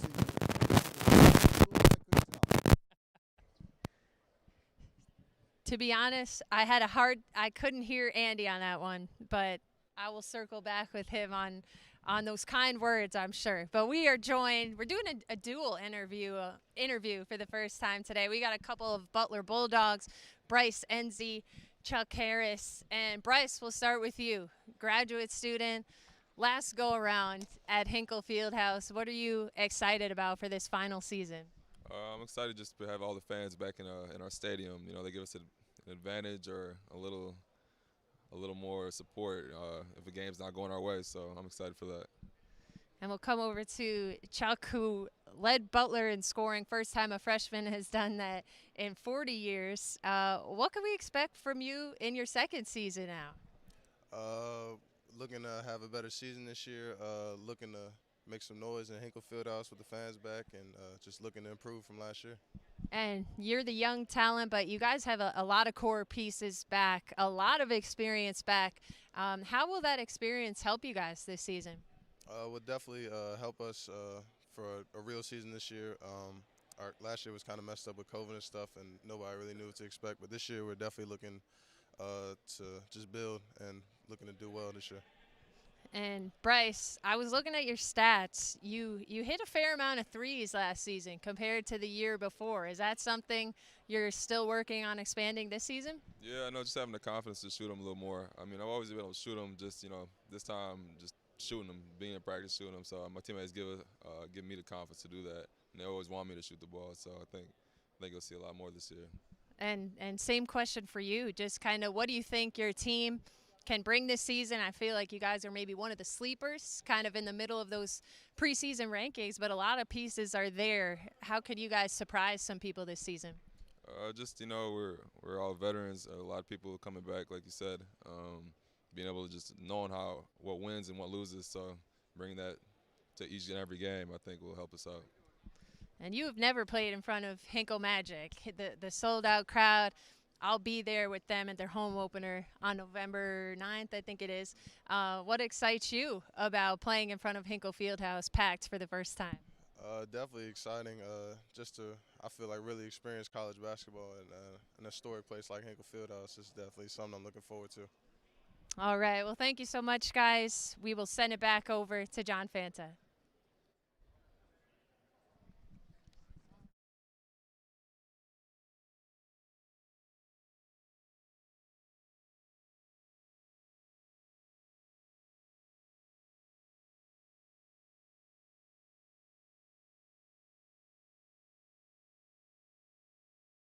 We roll on here on Big East Media Day from Madison Square Garden with the head coach of the St. John's Red Storm, poised for a big third year at the helm. It is Iron Mike Anderson with us. And how about it, being back inside the world's most famous arena, the Johnny's house? Oh, I love this house here, and it's good to be back, to be around people. My first 2 years have been unbelievable. You think about it. March the 12th, the first year, everything stopped. This past year, no fans. And so now we're getting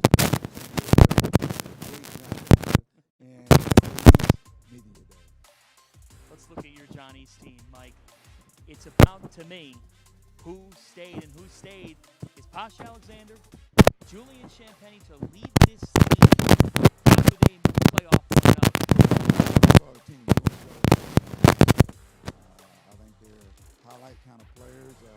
I think they're winners, and I think they're gonna provide some leadership for our basketball team. You can't win games with two players. So I think the biggest key is those guys that are coming in. How are they welcoming in? How are they coming in and add on to what we already have? When you think about what you do bring in, one thing that pops in my brain that St. John's fans have been looking forward to seeing is the element of size. You have bolstered your front court. Tell us how you went about it. Well, you go into the transfer portal, that's what you do. And you go guys that can fit you. Big Joel Soriano, 6'10" kid, great pair of hands who I think give us something we hadn't had in the size. Aaron Wheeler, a guy that was at Purdue, a winning program, brings size and he brings versatility as well. A freshman I have, Omar Stanley, remember that name. A guy that has a big time motor. Another name that I'm being told we need to remember is Raphael Pinson and what he brings to your practice score. What is he adding? Oh, I love it. You know what? He's one of those kids that comes from Puerto Rico, played on the national team. He got moxie. You know what moxie is, don't you? I mean, he got the grit. Can you imagine going against Posh every single day? You got to get better. Posh Alexander is someone that I just marvel at because it never seems like he gives up on a play. And part of that has to be stuff that you probably can't even teach, I would assume. Like, how much of that is just internal here? You took the words out of my mouth. That's called instincts, and he plays the game with an edge. I coach with an edge, so I love little Posh. Let's look at this team and what you think. I don't want to ask the question. I think I don't like this question this time of year. Well, how far can you go? Yeah, don't ask me that. What ends up determining how good this St. John's team can be? I think it's going to be how fast they become a team. It's one thing you have, you got Posh, you got Julian, you have Dylan Wusu, who's still out right now. Those are the guys, the core guys coming back. How soon do those guys coming in? They're older guys, Steph Smith, Montez Mathis. We talked about Joel, Pinzon. As you can see, and not only a guy that people don't talk about is Tariq Colburn, a guy that was the leading scorer shooting at Hofstra. So we got all the pieces. Can we put those pieces together? And that's, to me, is the great challenge because you got 9 newcomers, but it's a great opportunity. Your favorite thing that you've come to learn about, to do in the New York City area with your family? What's your dream day in New York? Maybe something that really pops in your head. You'd love to do it around here. Well, you ain't going to believe this here, but I've never been a fan of the Broadway and going and singing and all that. I've watched Wicked. I've been to the Lion King. I watched Tina. Ain't Too Proud to Beg. And I think I'm getting ready to go see Hamilton. Okay. Mike Anderson, the Broadway critic. That's 4 plays. How about that? So Hamilton's next. Hamilton's next. Could we get a review over on the Red Storm website? Maybe from you? For you, I will. Okay. We'll check back with him and see what he thinks of Hamilton. And you can catch the Johnnies not far from Broadway this season, Mike. We appreciate the time. Well, thank you, John. Appreciate you guys having me on. That is the reigning Big East Coach of the Year, Mike Anderson. Let's send it back over to Kim Adams. Didn't know that. All right. We are joined by Justin Minaya from Providence. And Justin, interesting season for you guys. You guys have a lot of core pieces coming back. Nate Watson, a lot of veterans. How is that veteran leadership going to help you guys this season? Yeah. It's going to be great. I think we got 6 seniors, actually. I'm a grad transferring from Carolina. So, we have a lot of experience, and we should be really good.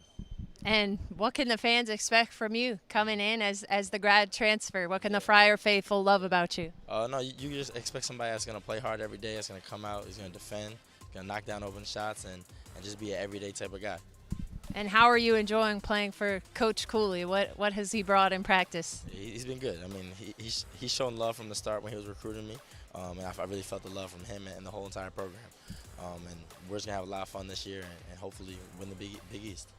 And what has impressed you about Nate Watson? He comes in pretty highly heralded. What's impressed you about what he's brought to the floor? Yeah, just his presence on the floor. I mean, he's always communicating to us. He's always making sure we're all good. He's always finishing tough baskets around the rim. And he's just going to be a dominant piece for us, I feel. All right. We're going to send it back over to John Fanta. Justin, thank you so much for the time. Yeah, thank you.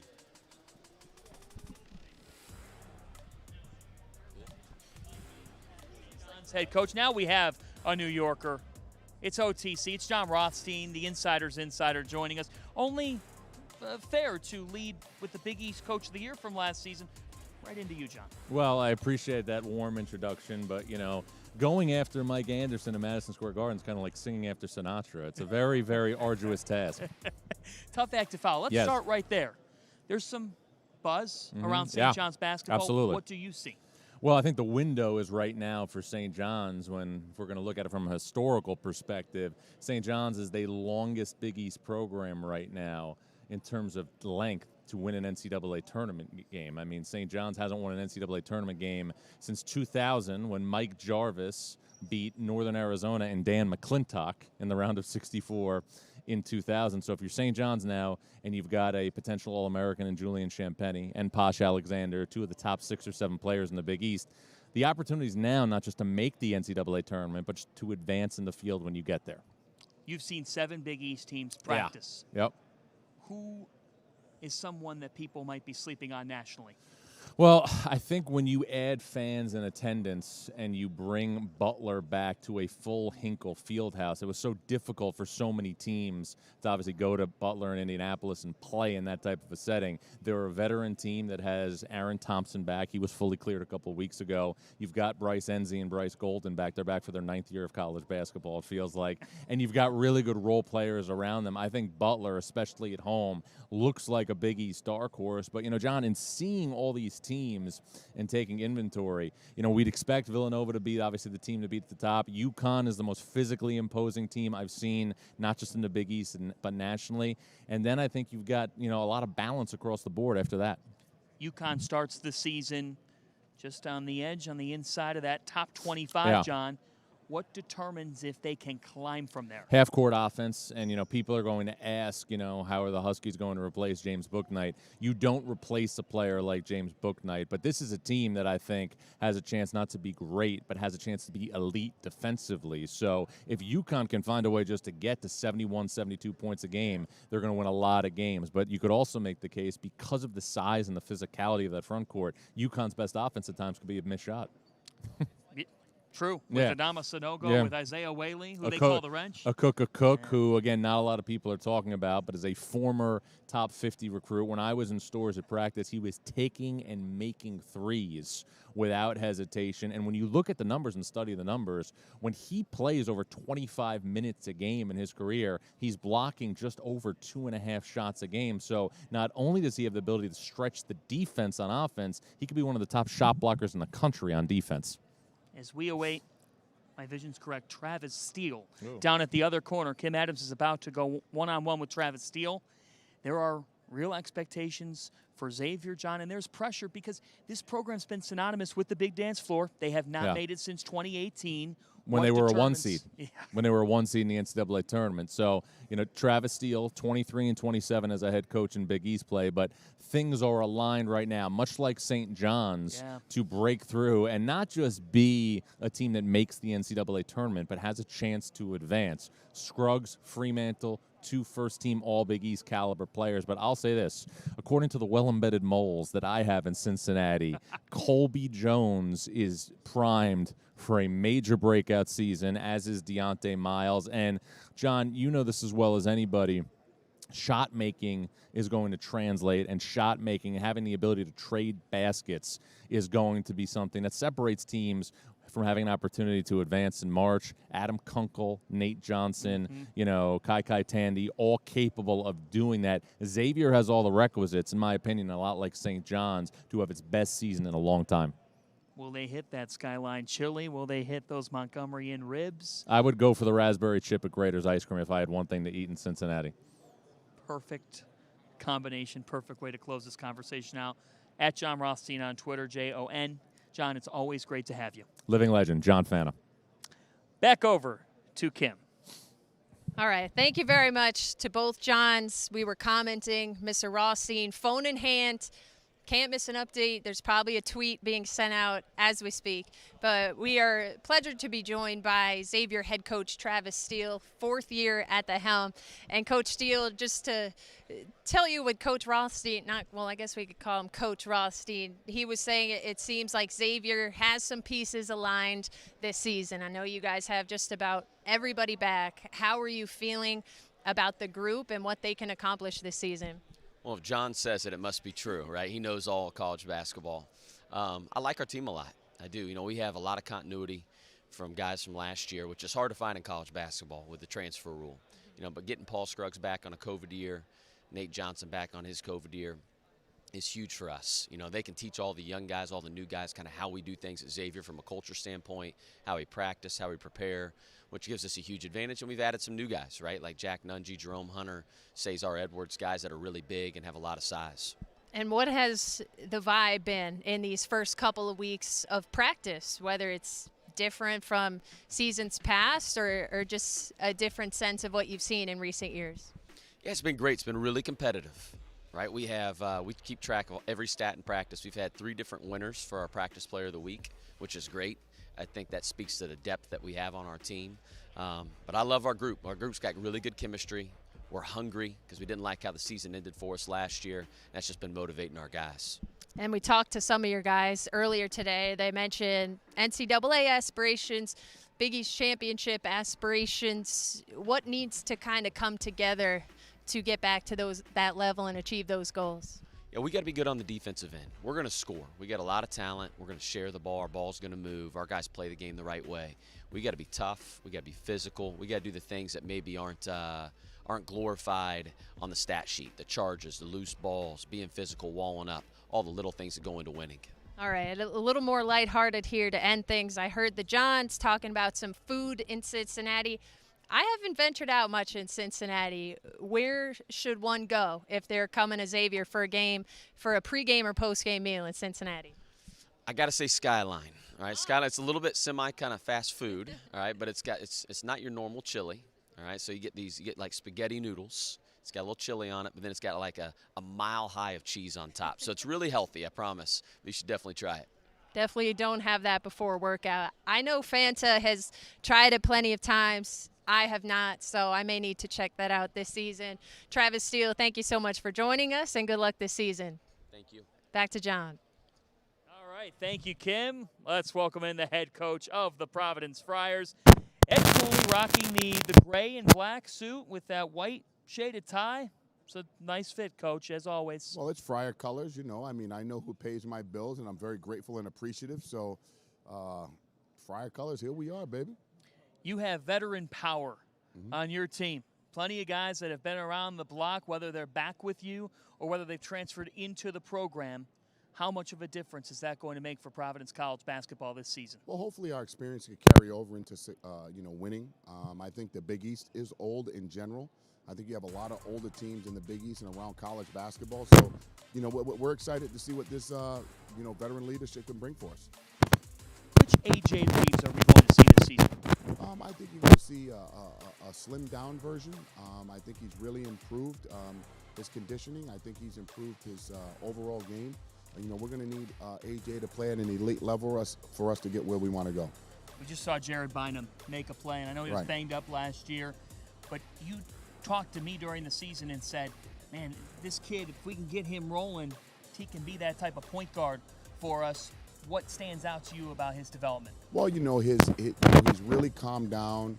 He's really, managing the team, managing our personnel. And, our goal is for Jared, along with Alan Breed and Al Durham, to try to lead the league in assists. Tell us, who is Al Durham coming in from Indiana? What type of game does he bring that matches who you are? I think his versatility, his shot-making ability, high character, I think a natural leader. You know, we're looking forward to seeing what he brings to the table for us.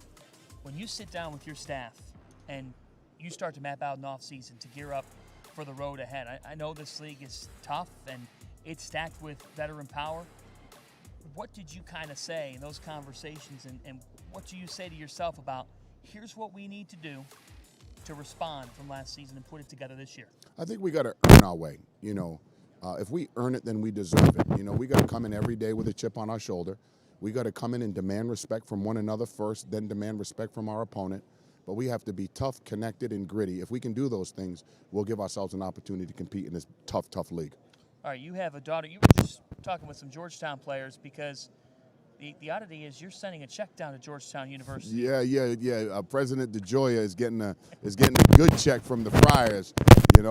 So, President, take care of my girl there. That's my baby there, you know. Take care of Olivia. Make sure you take care of my girl. And when we go there, make sure they struggle a little bit. You know, the Hoyas. I love Pat, but you know, Pat, my daughter loves you a lot. But you know, I hope you're bad when we play you. I love you, Pat. Ed, we love having you on. Thanks so much. Appreciate you guys. Go Big East. That's Ed Cooley. Send it back to Kim Adams. Thank you, John. I am joined by Brandon Johnson, a grad transfer at DePaul. He is from Chicago. So after playing at Minnesota last season, how does it feel to be back in your home city? It's a blessing to be home. Just being able to play around family and loved ones and have them actually be maybe 20 or 30 minutes away from my games instead of 6 hours at Minnesota. But it's definitely a blessing to be back home for sure. And your first year at DePaul, coach's first year, what have you liked so far about what he's brought into the gym and what he's trying to build for you guys this season?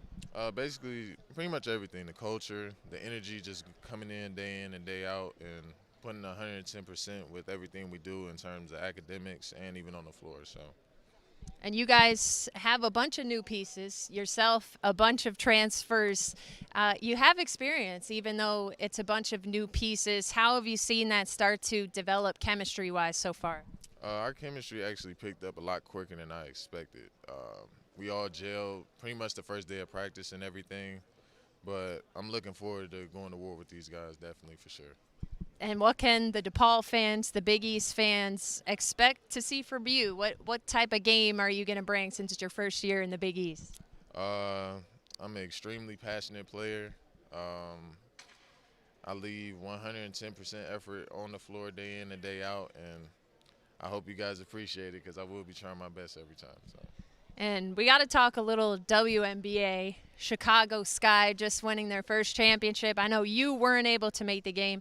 A lot of your teammates were. But what did that feel like to have them win a championship in your city and in your home arena, Wintrust Arena? It's definitely motivation. Just seeing, like, the reaction that my teammates had and everything about the game, and even watching the game afterwards myself, just knowing that it happened in Wintrust, it just gives us a lot of motivation to have us do something big ourselves in that same arena. So. All right. Hopefully the good vibes continue. Brandon Johnson, thanks so much, and we'll send it back over to John Fanta. Well, thank you, Kim, and we're joined by the new leader of DePaul basketball, that being Tony Stubblefield, and we just wrapped up with one of your impact transfers, Brandon Johnson. What's he going to add to Blue Demons basketball? Well, you know, Brandon's been doing a great job for us, but, you know, the biggest thing is, you know, Brandon's an experienced, older, veteran guy, you know, who's had success in the Big Ten, who plays with great physicality, has the ability to be able to stretch the defense, plays hard, you know, on a daily basis. So a guy that's been through it, you know, he's been in the Big Ten. He was at Western Michigan before then. So a lot of things have been thrown at Brandon. So I just think with his leadership, his experience, that he's going to be very valuable for our team. Tony, you take over this program, and the program has gone through losing seasons and has been at the bottom of this conference. So when you got the job and when you go through these first months on the job, what was the key to laying a foundation and starting the turnaround? Well, you know, just preaching to our guys that, you know, what's happened in the past is in the past. This is a new day for DePaul basketball, and we're here to change this program around, turn this program around. And again, they've had success at DePaul in the past, so it's not like we're trying to rewrite the wheel here. We just got to get it turned around now. So guys that are going to come, play hard, lay it on the line night in and night out, and give their best effort. And the guys have been very receptive to that and have been working extremely hard. You have some real length in the paint. I mean, some fascinating players. I look at Nick Ongenda, I look at Yorane, and the power of that for you to be able to play in the paint and defend, rebound, do all those things. What do you make of what can happen in the front court for your team? Well, you know, that's something that was very important to me when I got the job, is having the ability to have some guys that can protect the rim like Nick and Jende can, like Yorane can, Brandon can, and have some length and athleticism where we could play differently, guys that could really run the floor, could switch some positions defensively. So I'm very excited about our front court. I think it gives us an opportunity to play a couple of different ways, but some guys that can really affect the game from a defensive standpoint, and they're coming along offensively as well. What's your message to this fan base here ahead of your first season at the helm and with just 3 weeks away till tip-off? You know, my message is, you know, just to give us the chance and to stay with us, and that we're going to get this job done. You know, when I came to DePaul, I knew what the challenges were, but I'm very excited about the opportunity. The guys have been working very, very hard, and you're going to be proud of this program that we're going to put on the floor. We're going to put a floor on the team, a floor out there that's going to compete hard, night in and night out. You know, Chicago is a blue-collar city, and we're going to come hard and play hard. We're going to come out on that floor and play hard every night. Tony, we'll see you soon. Good luck on year one. Thank you very much. Let's send it back over to Kim.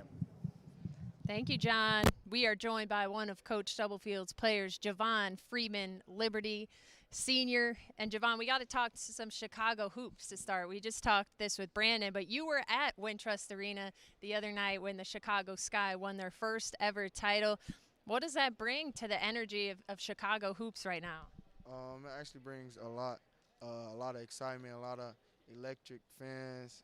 It was a pretty fun game, really fun game, and just to be around that, it was everyone was just so happy about it. And your second season at DePaul after transferring from Valpo came on strong in the Big East tournament after having to miss some games towards the end of the season. What can we expect from Javon in this senior year? That same Javon that you saw of those last two games in the tournament. I just feel like this year is a big part for me, just being a senior leader on the team, just being that guy that you can just come to and talk to, or just also like put people in the right place and just be that guy. And you're one of the leaders on the team, the veterans, even though it's only your second season, but many transfers coming in, new pieces, new coach. What have you liked about the culture and the energy in the gym that's being built so far? It's been real good. Off of outside of basketball, we see each other almost every day, and I just feel like that's a very important part with the team chemistry thing. So we spend time a lot with each other on the weekends, off days. Like, we don't go a day without seeing each other. That's awesome. And we got to talk a little pizza. I'm from New York, so I'm not a huge fan of the Chicago deep dish. Are you a fan of it, and what is the best spot to go to if you are? I'm afraid I'm not a fan of the deep dish. I like thin crust, but I mean, we have a lot of pizza spots. Giordano's, I know that's the most famous one that everyone go to for the deep dish, but I mean, it's another place out there called Illuminati's that I go to that's like right on the corner from my house. So I feel like they're up there too. Okay, well, Javon Freeman, Liberty. If you like the thin crust, you definitely need to get a slice here in New York before you fly back if you haven't already. But thank you so much for the time and good luck this season. John Fanta, a big fan of pizza, deep dish or thin crust. We'll send it back to you. Well, thank you, Kim. Let's talk UConn basketball. And to do that, we welcome in one of the Husky stars, Tyrese Martin. And from the field of 68, it is Rob Doster with us. Gentlemen, it's great to have you here. Great to be here. It's a pleasure. Well, let's start with you. What can we expect from UConn basketball this season? We're going to expect big things. I mean, last year we fell short of our expectations with making a deep run in March. So, I mean, that's one of our biggest goals this year. And with the identity, I mean, the toughness and getting into people in defense, fast-paced game, I mean, that's not going anywhere. So that's still who we are. So you guys obviously going to be without James Bouknight this season, and the big question that a lot of people have is who's going to step up into that scoring void. RJ, when he was at Howard, was a big-time scorer. What have you seen out of him this summer, and are you ready? Or do you think he's ready to kind of step into that role? I mean, yeah, I think RJ's ready. I mean, he scores the ball at a high clip, and also I've seen that this summer, and I see it still to this day. But he also is also surprising to me how he stepped in and embracing his leader role on this team as a point guard, and I feel like that's big, and he's doing a great job of that. Well, he's old, right? He's a redshirt senior. Yes, sir. You can't even call him a kid anymore at this point, right? Nah, he got all the facial hair. He looks like a dad. Does he have the best beard on the team? Yeah, because mine won't grow in full, so I'm going to say he does. You know, talking with your head coach, Dan Hurley, a couple weeks ago, he said, Tyrese Martin looks like a guy who can make it to the NBA. And Tyrese, there's not a lot of people that are nationally speaking like that right now. Take us through the process. When you're in the lab during the summer, no one's watching. What were you working on? Just working on being consistent, just putting in that work multiple times a day, day in and day out. I mean, that's just how everything will fall in place. I mean, working on my jump shot. When we're playing live, just working on playmaking, driving, and making the extra pass, working on my ball handling, free throw shooting, all the things that I lacked last year. I felt like that could have helped my team way more if I was more consistent. Those are all the things I try to tighten up in the summer.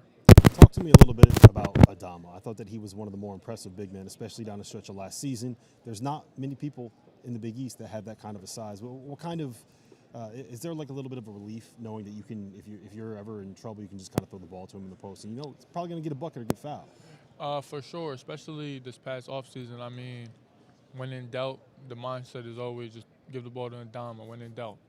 So, I mean, and honestly, it might be a big mistake that he was voted to honorable mention Big East. I'll tell you that, because to me, Adama Sanogo, mark, you can write it in pen right now. Adama Sanogo will be first team All Big East. Wow. Love it. Write it in pen. Big time. We're going to write Not pencil and pen. Okay, I've got one for you here. You got to reveal. Take us behind the curtain. What is the funniest thing Dan Hurley's ever done? The one day, actually, it was this year in practice. I would say recently, about a month ago, we were supposed to go practice in Gamble, but the floor was slippery, and it was raining outside. So he comes into Worth, and his shoes are wet. So he just kicked off his shoes, and now he's just practicing. He's coaching and practice with no shoes on the whole day. He's just walking around with no shoes on. With just socks? Or just socks, just socks. Just walking around with socks on, coaching the whole day. And what are you thinking? I'm thinking, what is wrong with him? But at the end of the day, that's Coach Hurley, and you got to expect the unexpected with him. I feel like you said that a lot when you're playing for a guy like Coach Hurley. When he's going nuts on the sidelines, when he's getting after the refs, when he's all fired up and dapping you up and giving you hugs, like what kind of energy does that bring the team? It's a different kind of energy because, I mean, in practice he's cursing, getting after guys, and then it's like when come game night, it's like he's fine. Like it's finally like he's on your side. Like he's giving you all this confidence. So it gives you even greater feeling to just go out there and do all the things he asks you to do, just knowing that he got your back when you feel like in practice maybe he might be on you too much and things like that. All right, I got one more, Fanta. This is a big one. We got Isaiah Wade. Yeah, this is an important one. I want to know who the best dunker is on the team. Is it you? Is it Andre Jackson? I'm going to give it to Andre Jackson. Really? That's amazing that you're giving it to somebody else. I'm going to give it to Andre Jackson just for the simple fact that I'm getting old. I'm getting old, and my legs, I don't really got the dunks anymore. I mean, you might see a little fast break. I might do something more here and there, but he's someone that brings the dunks every day. I don't have it every day. You heard it here first. Tyrese Martin slapped the backboard on the layup guy now, right? No. I still got to get myself warmed up, but I definitely conserve some energy on the dunks a little bit. All right, be your best broadcaster here and toss it over to Isaiah Whaley in an interview. Give us the toss. Coming from Tyrese Martin to the wrench, Isaiah Whaley. Come here, sir. It's your turn. Oh no, we got him over here. Excellent. He's hired. Isaiah, he called you the wrench. What does that come from? What does that mean? Where'd that come from? It's like a workers mentality, basically. Basically, it's like a hard hat, workers mentality that lunch pail, basically defensive toughness mentalities. That's where that come from. I mean, I think it's spot on. Isaiah Willie, co-defensive player of the year in the conference last year. Are you looking to elevate anything on that end of the floor this season? Just to try to cause more chaos and more mayhem, and just try to repeat that basically, and try to get even better on defense. And your guys' second season back in the Big East. What did you learn from that first go-around? I know it was not an ideal situation. And what are you looking forward to now, being back in arenas with fans in the Big East? We learned the Big East playing style is way different. It's a lot faster, people a lot tougher and stronger, and it's a lot different. But we're really excited, and it's basically going to be our first season in the Big East with fans. That fans bring a whole different dynamic to playing here, playing in the Big East. So it's going to be really exciting, but we're ready.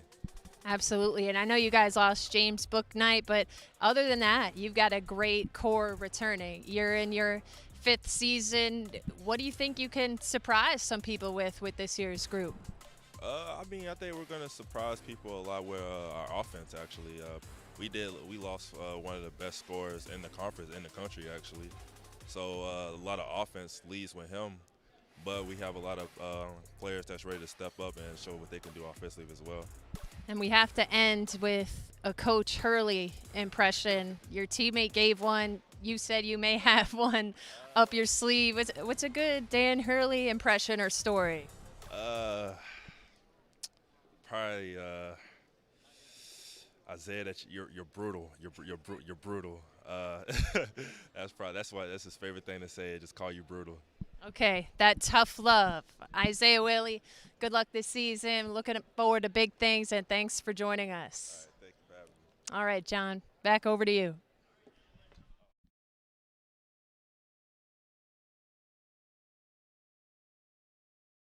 An incredible story from one of yours, Tyrese Martin. We asked him for, as funny as Coach Hurley's story, he said there was a day where it was wet outside, Gample's wet. You come in, you take your shoes off, and you coach in your socks. Yeah, well, he was horrible yesterday in practice, Tyrese. So I figured, and I was all over him. So his retaliation is that's unreal. That did happen, but it was out of player welfare. I didn't want the court to be wet, so I was just being overly protective of my team. So let's talk about your team a little bit. I love it. You're losing James Bouknight, right? You got to find a way to replace that scoring. R.J. Cole, what have you seen out of him this offseason? What are you expecting out of him this year? 5th-year senior, old guy, adult. He can't even call him a kid anymore. Yeah, beard is all the way. He looks old. Yeah, he should play, really, really well. And I think we asked last year for, R.J. just, in the backcourt with James. We're asking him to run the team and manage the team and I think we obviously need him to be a lot more dynamic, look for his offense a lot more. I think he's a guy that's potentially a guy that could get us, around 15 a game and shooting the low 40s from 3 and maybe live in that range of 5 to 6 assists a game. And I think if we get that from him, with what we're going to get from Adama and with the depth, I think we'll be in great shape. Speaking of Adama, Tyrese also made the statement that you could take out a pen and say that Adama Sanogo might start as honorable mention in the Big East, but he thinks that Adama Sanogo was shorted. Why? Yeah, I don't know about the selection process for any teams, but I'll say this: that guy is, he's potentially a great player. His his touch, and his strength and his ability to just add different elements to his game, his competitiveness, and just how physical he is, and he's made so many strides as a player as an offseason. I think he's got a chance to be one of the best big guys in the country this year. So James Bouknight wasn't first team All Big East in the preseason last year. Adama Sanogo is not first team All Big East in the preseason this year. Maybe it's just because I'm a UConn guy, but there's definitely a UConn bias. They didn't want you back in the Big East, right? That is the narrative for the season. You got to put that on the board in the locker room. You got to let everyone know they don't like us. No, you're picked second, so either and we know the coaching is an elite. So you got to think if you pick second, then maybe you could sneak a guy in the first team. But yeah, I mean, Adama. Again, I think the postseason awards would be much different. Yeah. All right. How do you, inside of practice, how do you cultivate and grow that we are not going to take any you-know-what from anybody, and we're just going to out-tough you for 40 minutes? Like, how does that happen? I think for us, it's it's just an everyday thing. We get our guys on campus as soon as we can. Summer session 1, and we work 8 weeks in the summer like it's November, and these guys understand the work rate and the intensity that we work at every single day, and it's a culture thing, and the standards are incredibly high every day. I'm the same guy every day, maniacal with our preparation and practice intensity, and that's why we show up the way we do on the court in terms of how hard we play. We punk most people by just how hard we play. So I wanted to ask you about that because the best UConn teams, and when Jim Calhoun was here, was the teams that would beat you up on the glass.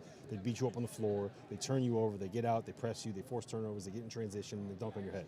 Seems like you got that kind of a roster this year, right? Yeah, I mean that's the plan. I mean, and I always thought that my dad was a very similar coach to Coach Calhoun in terms of the way they went about coaching, and they weren't in it to make a ton of friends, but they were both some of the best coaches of all time, and it was like we're going to suffocate you with our defense. We're going to just be relentless on the backboard. We're going to be the hardest playing team on the court by far, and then we're going to have a couple pros out there that will just kind of take care of things at the offensive end, and that formula worked pretty good. There are a hell of a lot of people right now in Storrs, Connecticut watching this show. And if they could, they would go right inside Gamble Pavilion or XL right now. What do you tell your fans who last year could not impact the game? Now they're about to in this league again. Yeah, I'd probably tell them, just calm down a couple more weeks. Just hang in there. I mean, we had almost 6,000 students, at first night, which there was no act. There was no rap act or no musician. There was no large crazy giveaway, but we had close to 6,000 students that wanted to come in and watch the 15-minute scrimmage. And that's how big basketball is in the state of Connecticut. That's how big basketball is on campus. And again, that's just students. I got one last thing, Fancy. You mentioned Gamble. You mentioned the XL Center, but you didn't mention UConn's third home court, Madison Square Garden. You're here right now. Yes. Yeah, I mean, looking around in here today and, fast forwarding to Big East tournament, what's going to be like in here. Hopefully, on championship Saturday. Do we play St. John's in here, or do we play it? Yeah, you'll play St. John's in here. Yeah, playing St. John's in here. I mean, it's going to be. I don't know if the kids still say lit, but they might have moved on to something different. Yeah, it works. Right. It works. I'm not a kid, so don't ask me. Yeah, you guys don't look like you know either. No, we don't. Last but not least, I want to congratulate your Cincinnati Bengals. They are 4-2. The Browns are looking up at them right now at 3-3. Yeah. You got a quarterback. We got a QB. We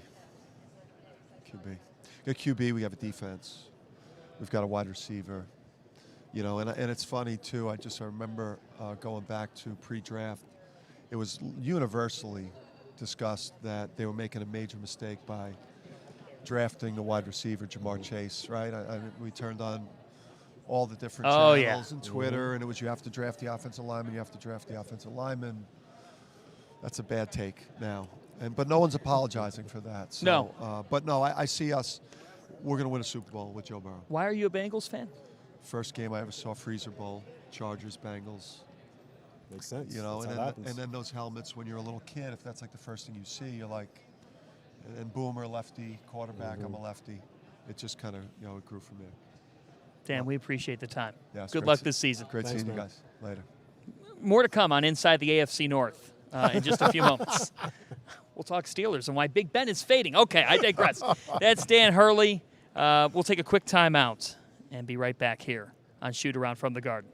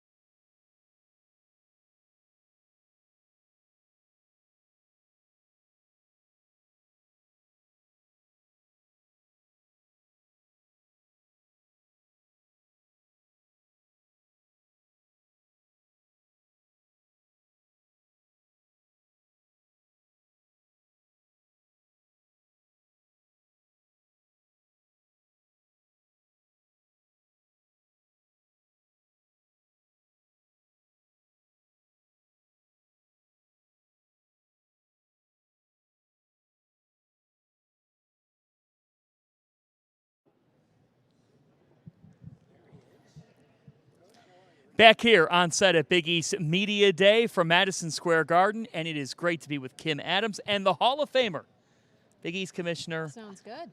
It sounds perfect. I'm still getting used to that. Great to be with both of you. It's outstanding to be with you, Val. Being back here at MSG, your opening remarks, you talked about the excitement in the air. What does it mean to be back here in this building and celebrating a 40th year of the Big East Tournament at Madison Square Garden? Well, it's great to see you, my friend, and not on a Zoom call. And I think that's the theme here. We're back, we're in person, it's live. I think for all of our schools and all of our partners who are here, all of the writers who are sort of near and dear to our hearts and each in their own way, just being together, I think, is the message we're sending here. How great that is and how exciting it will be for the basketball season, and hopefully a normal season to get underway in a few weeks. And Val, we were listening to some of your opening remarks. A lot of new faces around the conference, athletic directors, a couple new head coaches this season. What does that sort of bring energy-wise, a new blood into the Big East? Yeah, I think that's a great word for it, Kim. Just, you know, you always have to deal with change in your leadership ranks, and so we've got a little bit of that this year. We're very excited about Marcus Blossom joining the athletics department at Creighton. Of course, Dwayne Peavy, as I noted in my remarks, baptized by fire last year, dealing with COVID right out of the gate. And then on the coaching front, with Coach Stubblefield and Coach Smart joining our ranks, we know that'll only take the quality of play and the level of intensity in the Big East up to another level. So we're glad they're here. I think, you know, great for them to be here and to see for themselves what the relationship between the Big East and Madison Square Garden is all about. And of course, you know, we're thrilled, as I noted in my remarks, that our television partners, especially Fox, are with us as we look ahead to our 9th year together. Val, you mentioned it earlier today, and Kim just brought up the new faces in the Big East. But in this ever-changing time in the college athletics world, how much more important is it to be connected as a conference? It's important to me, John, and I think our schools, one of the, I think, strengths of the new Big East is really that alignment, that sort of sense of commonality among our schools that, from everything I heard, you know, went missing as the old Big East was sort of fracturing. And so we've been able, I think, to recoup that in a really good way over the last 8 years, going into 9. Our schools care about the same things. They're obviously deeply committed to basketball. And, you know, the things that we're sort of pushing off the court as well, I think can be impactful, again, because our schools are lined up in their support of things like diversity and inclusion and some of our off-court initiatives. So it's a good vibe right now, and hopefully we can keep that going for many years to come. And Val, their second year back in the Big East, but truly the first real welcome for the UConn Huskies back in the Big East. When you think men's hoops with Coach Hurley, Coach Oriema, and his ladies coming in soon, what does it mean to have them back now, kind of officially, where they will be fans in the stands, back here at the Garden, Mohegan Sun for the women? Just what does it mean to have them back in the conference? Well, you know, it's as good as it was a year ago when it happened for the first time. It was sort of surreal last year to have this team coming into the conference under the conditions that we had. And so I'm glad for them that we've been able to deliver kind of a normal Big East Media Day experience. Obviously, you know, we're thrilled to be working with Dave Benedict, the AD, and Coach Hurley and Coach Oriema, who are, you know, pros all the way and who have already added so much to our basketball fortunes here. So we're glad this day's here and look forward to celebrating their arrival, however belatedly, in March when we're back here for the Big East tournament, and we're sure many UConn Husky fans will be in the house. Well, with Marquette head coach Shaka Smart on deck here on Shootaround, Val, just want to leave you by saying this from both of us. You're a Hall of Fame commissioner, and you're a Hall of Fame person. And Thank you, John. You deserve the top distinction in basketball and in life, so congratulations. Thank you. Thank you for all you do for the Big East. Appreciate you both. It's a pleasure. It's the Big East Commissioner, Val Ackerman. We're going to run some Shaka Smart pressure here, so we're actually going to bring Shaka live on set. You're going to pass the baton, Val. So he's right here. You're going to pass the baton. The commission's going to pass the baton to you, Shaka. Shaka, I hereby bestow on you the Big East microphone. Go get him. I know you'll do a Thank great you. job. Hey, my friend. Hope you're well. Welcome to the Big East. Thank you. And Shaka What's Smart. up, everybody? Okay. We got to get some energy going in here. Bring it here. Yeah, it's a little quiet. Okay, so it's great to be in the Garden. Yep. Great to be here with you guys, and let's talk some hoops. What can we expect from Marquette basketball? We can expect some enthusiasm, that's for sure. We're going to have some passion out there on the floor. Right now, we're working to get in the type of condition we need to be in because the way we want to play, speed and pace-wise, is maybe different than the way some of our guys have played in the past. As you know, we have players from a few from Marquette, but then we've got players from all over. We got guys that came from high school. We got guys that transferred from different schools. So we're excited to put it all together and see what we can be. And, Coach, what are some of the things culturally that you're hoping to bring into your program? You've probably already started to implement some of those, but culturally, what are you looking to build in this first season? Well, how much time do you have? I love to talk about culture. We could write a book. I actually have a document. It's 26 pages called our Culture Doc. Wow. So we already have a little book. Let's see. For us, in terms of what we value, relationships, so really, really trying to build an emphasis on caring about one another, playing for one another, coaching for one another. Secondly, growth. It's such a formative time in these guys' lives and in our team's path. So trying to grow every day. We want to grow as much as any team in the country between now and March. And then thirdly, victory. And so we have a variety of cultural principles that fall under each of those three values. One of them, for instance, is we compete forever. So we're trying to build a cultural mindset of every time we step on this floor, we compete. No matter if it's practice, game, against the best team in the country, against a team our guys have never heard of. So I won't say we're all the way there yet. We got a long way to go in terms of what we're trying to build, but it's fun going through it. We have some news to break right here on set with you. You said energy. January 11th on FS1, Marquette and DePaul will be the men's basketball all-access game. I was hoping you were going to say that. Are you sure? Do you know what that well, means? you Coach contractually Smart? agreed to it, according to the people over here. I think that was on the women's side. So tell us what it's going to be like. I mean, well, Steve Shear just kind of filled me in. I thought that it was like tape delayed, you know, because we've all been mic'd up before where, you know, they take kind of excerpts from the tape, but this is going to be live. So the first thing that I'm going to need to do is really, really watch my language, which I would say I'm probably middle of the pack as it relates to that. I don't think I'm the worst, but I certainly am not the best either. So it's going to be fun. My college coach used to say to us all the time, it's too late to cancel. So I guess in this case, with the all access, it's too late to cancel. Over under 5 bleeps. 5 bleep outs. I'm going to work to be under that. Okay. I'm going to work to Set be the under that, goal. but I can't really guarantee anything. The line is set at 5. Get your bets in. Well, that will certainly be exciting. Coach Smart, I know you have a ton of new pieces. Who are some that you really think are going to be impactful for what you're trying to do right off the bat that Big East fans, Marquette fans should look out for? Well, I'll start with the two guys that I have here with me today at Media Day. Daryl Morcell and Kirk Weth are two seniors, if you will. The eligibility is hard to determine now but based on the COVID extra year. But those are the two guys on our team that are in their last year of eligibility. Kerr's in his 6th year of college. Daryl's in his 5th year of college. And those guys have a chance to really impact our team starting on the defensive end. Daryl was Big Ten Defensive Player of the Year.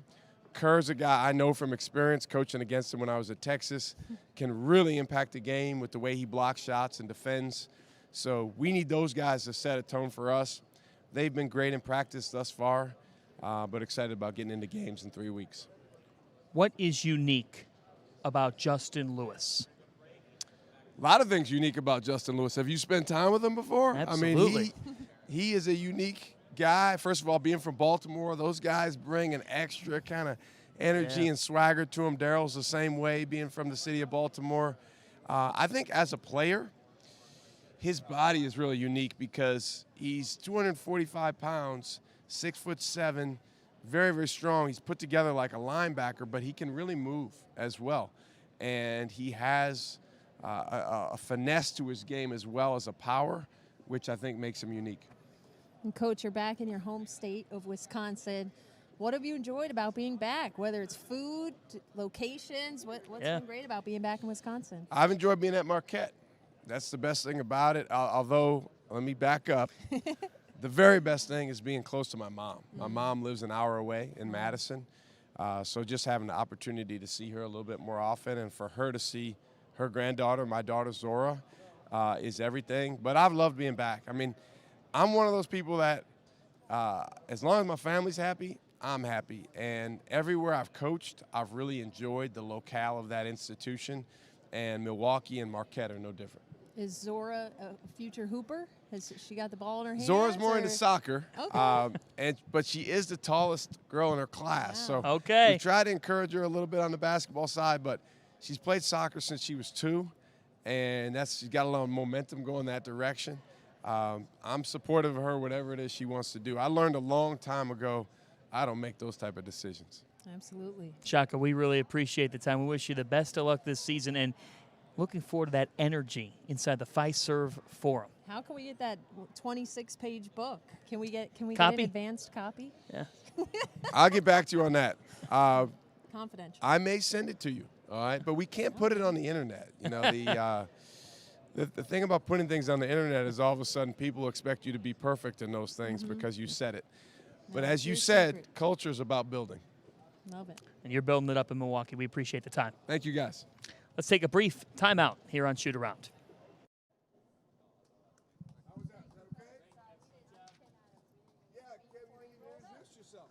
We were live. Rolled up. I like got to right shoot. into it. Thank you. Scott. No, I'll let Sheer do that. Thank you. Thanks, Coach. Yeah. Bobby, what do you just close? Just bring it in. Great closing interview.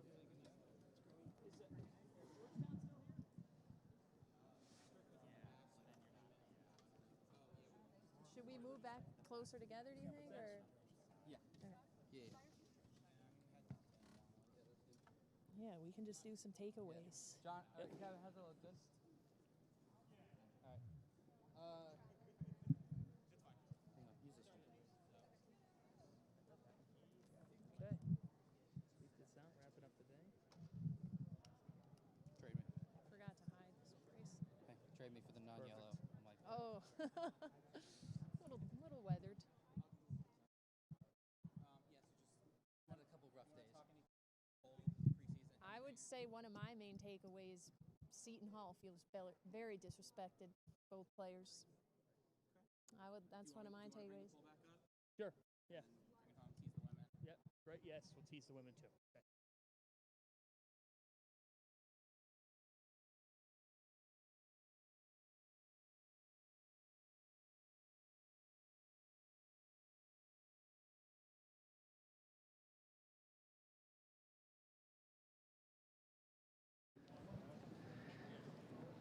Back here to wrap it up on Big East Shoot-Around from Media Day. John Fanta, K.A., Kim Adams. So let's pull that preseason poll back up on your screen here. And with that, K.A., I ask you, your biggest takeaway today is? I don't know if it was the biggest, but something that stands in the front of my mind, both Seton Hall players I spoke to, Jared Roden and Miles Cale, felt very disrespected by that number 5 ranking. Both players feel that they are being slept on. They said there's a bunch of players on their team who have a lot to bring that people don't know about. So Seton Hall at 5, I'd be looking out for them to maybe move up a couple slots, John. That's a takeaway for me for today. They have length. Roden has the star power. Obiagu, Cale back for a 5th season. That's big. And then leadership. Yeah, they made some impact transfer additions. I think the biggest takeaway is the question that we were asking ahead of today is still the question that a lot of people are asking today, and that is who comes after Villanova? UConn is picked 2, but I think it's wide open in a lot of ways. This is a critical year for a Xavier team that has 2 All-Big East first-teamers in Scruggs and Fremantle. Keep an eye on Butler. They are picked 6th, But I think that the Butler Bulldogs are an interesting team to watch. You have 6 guys who are in their 5th or 6th year of college basketball. They could have some nuptials in Indianapolis with the wins. And you have a 6th man in Hinkle Magic back in full force. You've got Butler Blue excited to be back in the house. But you're right. I mean, we talked about this at the top. Interesting dynamic this season with some teams losing a lot. Marquette, Creighton. Some teams have a lot back. Butler is one of them. Seton Hall, Xavier, fully loaded. I'm that number 2, 3, and why not number 1 though? There's a lot of teams came out. Xavier, St. John said we want to go right to the top. They're not handing this title to Villanova. Absolutely. And the final thought I have is this. If you are a fan of a team that's picked at the bottom and you're saying, this is going to be a long season, I would just remind you of what we went through last year. And then when it was all said and done, the team that was picked dead last finished first inside this building in the Georgetown Hoyas. Anything can happen. They were picked 11th this year. I'm sure they're not happy about that. I mean, I know they lost a lot of pieces, but you're going to disrespect the champs like that? We'll see. A lot to figure out. We're back in person. We're back in person, and we've got Fast Break coming up. Big East Fast Break right here with you, Megan Caffrey, Johnny Soper, and a cast of thousands. What are your thoughts on Big East women's basketball? Give us a taste of the show this afternoon. I mean, you've obviously got the UConn women, top-tier program nationwide. They're here for their first media day in person. Yeah. But I think we're starting to see the impact of UConn coming into the conference. I think we're seeing some big-time transfers coming into some of these schools, out of the Big Ten, out of the Big 12, ACC, Seton Hall, Marquette. They're adding some big-time talent to already talented teams. Obviously, UConn, Coach Oriema are up there at the top, but teams are going to start gunning for them. I think there's a lot of depth. The conference is getting deeper than it's been in years, and I'm excited to break it all down with Megan and Johnny coming up here. I don't mean to get into too much hyperbole, but in this world of social media blitz and popularity and NIL, safe to say, Paige Beckers, AZ Fudd, the buzz around these 2 players is unlike anything we've seen. It's real. I mean, I think Paige is close to 1 million followers on Instagram. AZ Fudd, Chipotle sponsorship already. I mean, can we get a burrito card, maybe? But those 2, it's going to be so interesting to watch. Really best friends, number 1 recruits in their respective classes, and now they're on the same floor. That is scary, in addition to what UConn already has out there, and Kristen Williams, Nelson Adota. I think they don't lose anyone from last year. I think they're only getting better, which is a scary sight. KA, we'll see you this afternoon. Quick lunch break, fuel up, maybe a second iced coffee. Yes. We'll see you soon. Yes, absolutely. We want to thank Kim Adams. We want to thank Rob Doster, Andy Katz, John Rothstein, Rick Gentile, Bobby Mullen, Ben Piasek, Kevin Brownfin, Sam Rubinoff, a cast of thousands. And we want to end this show by thanking one of the Big East Conference's own. Kristen Quinn has been absolutely incredible in her time at the Big East.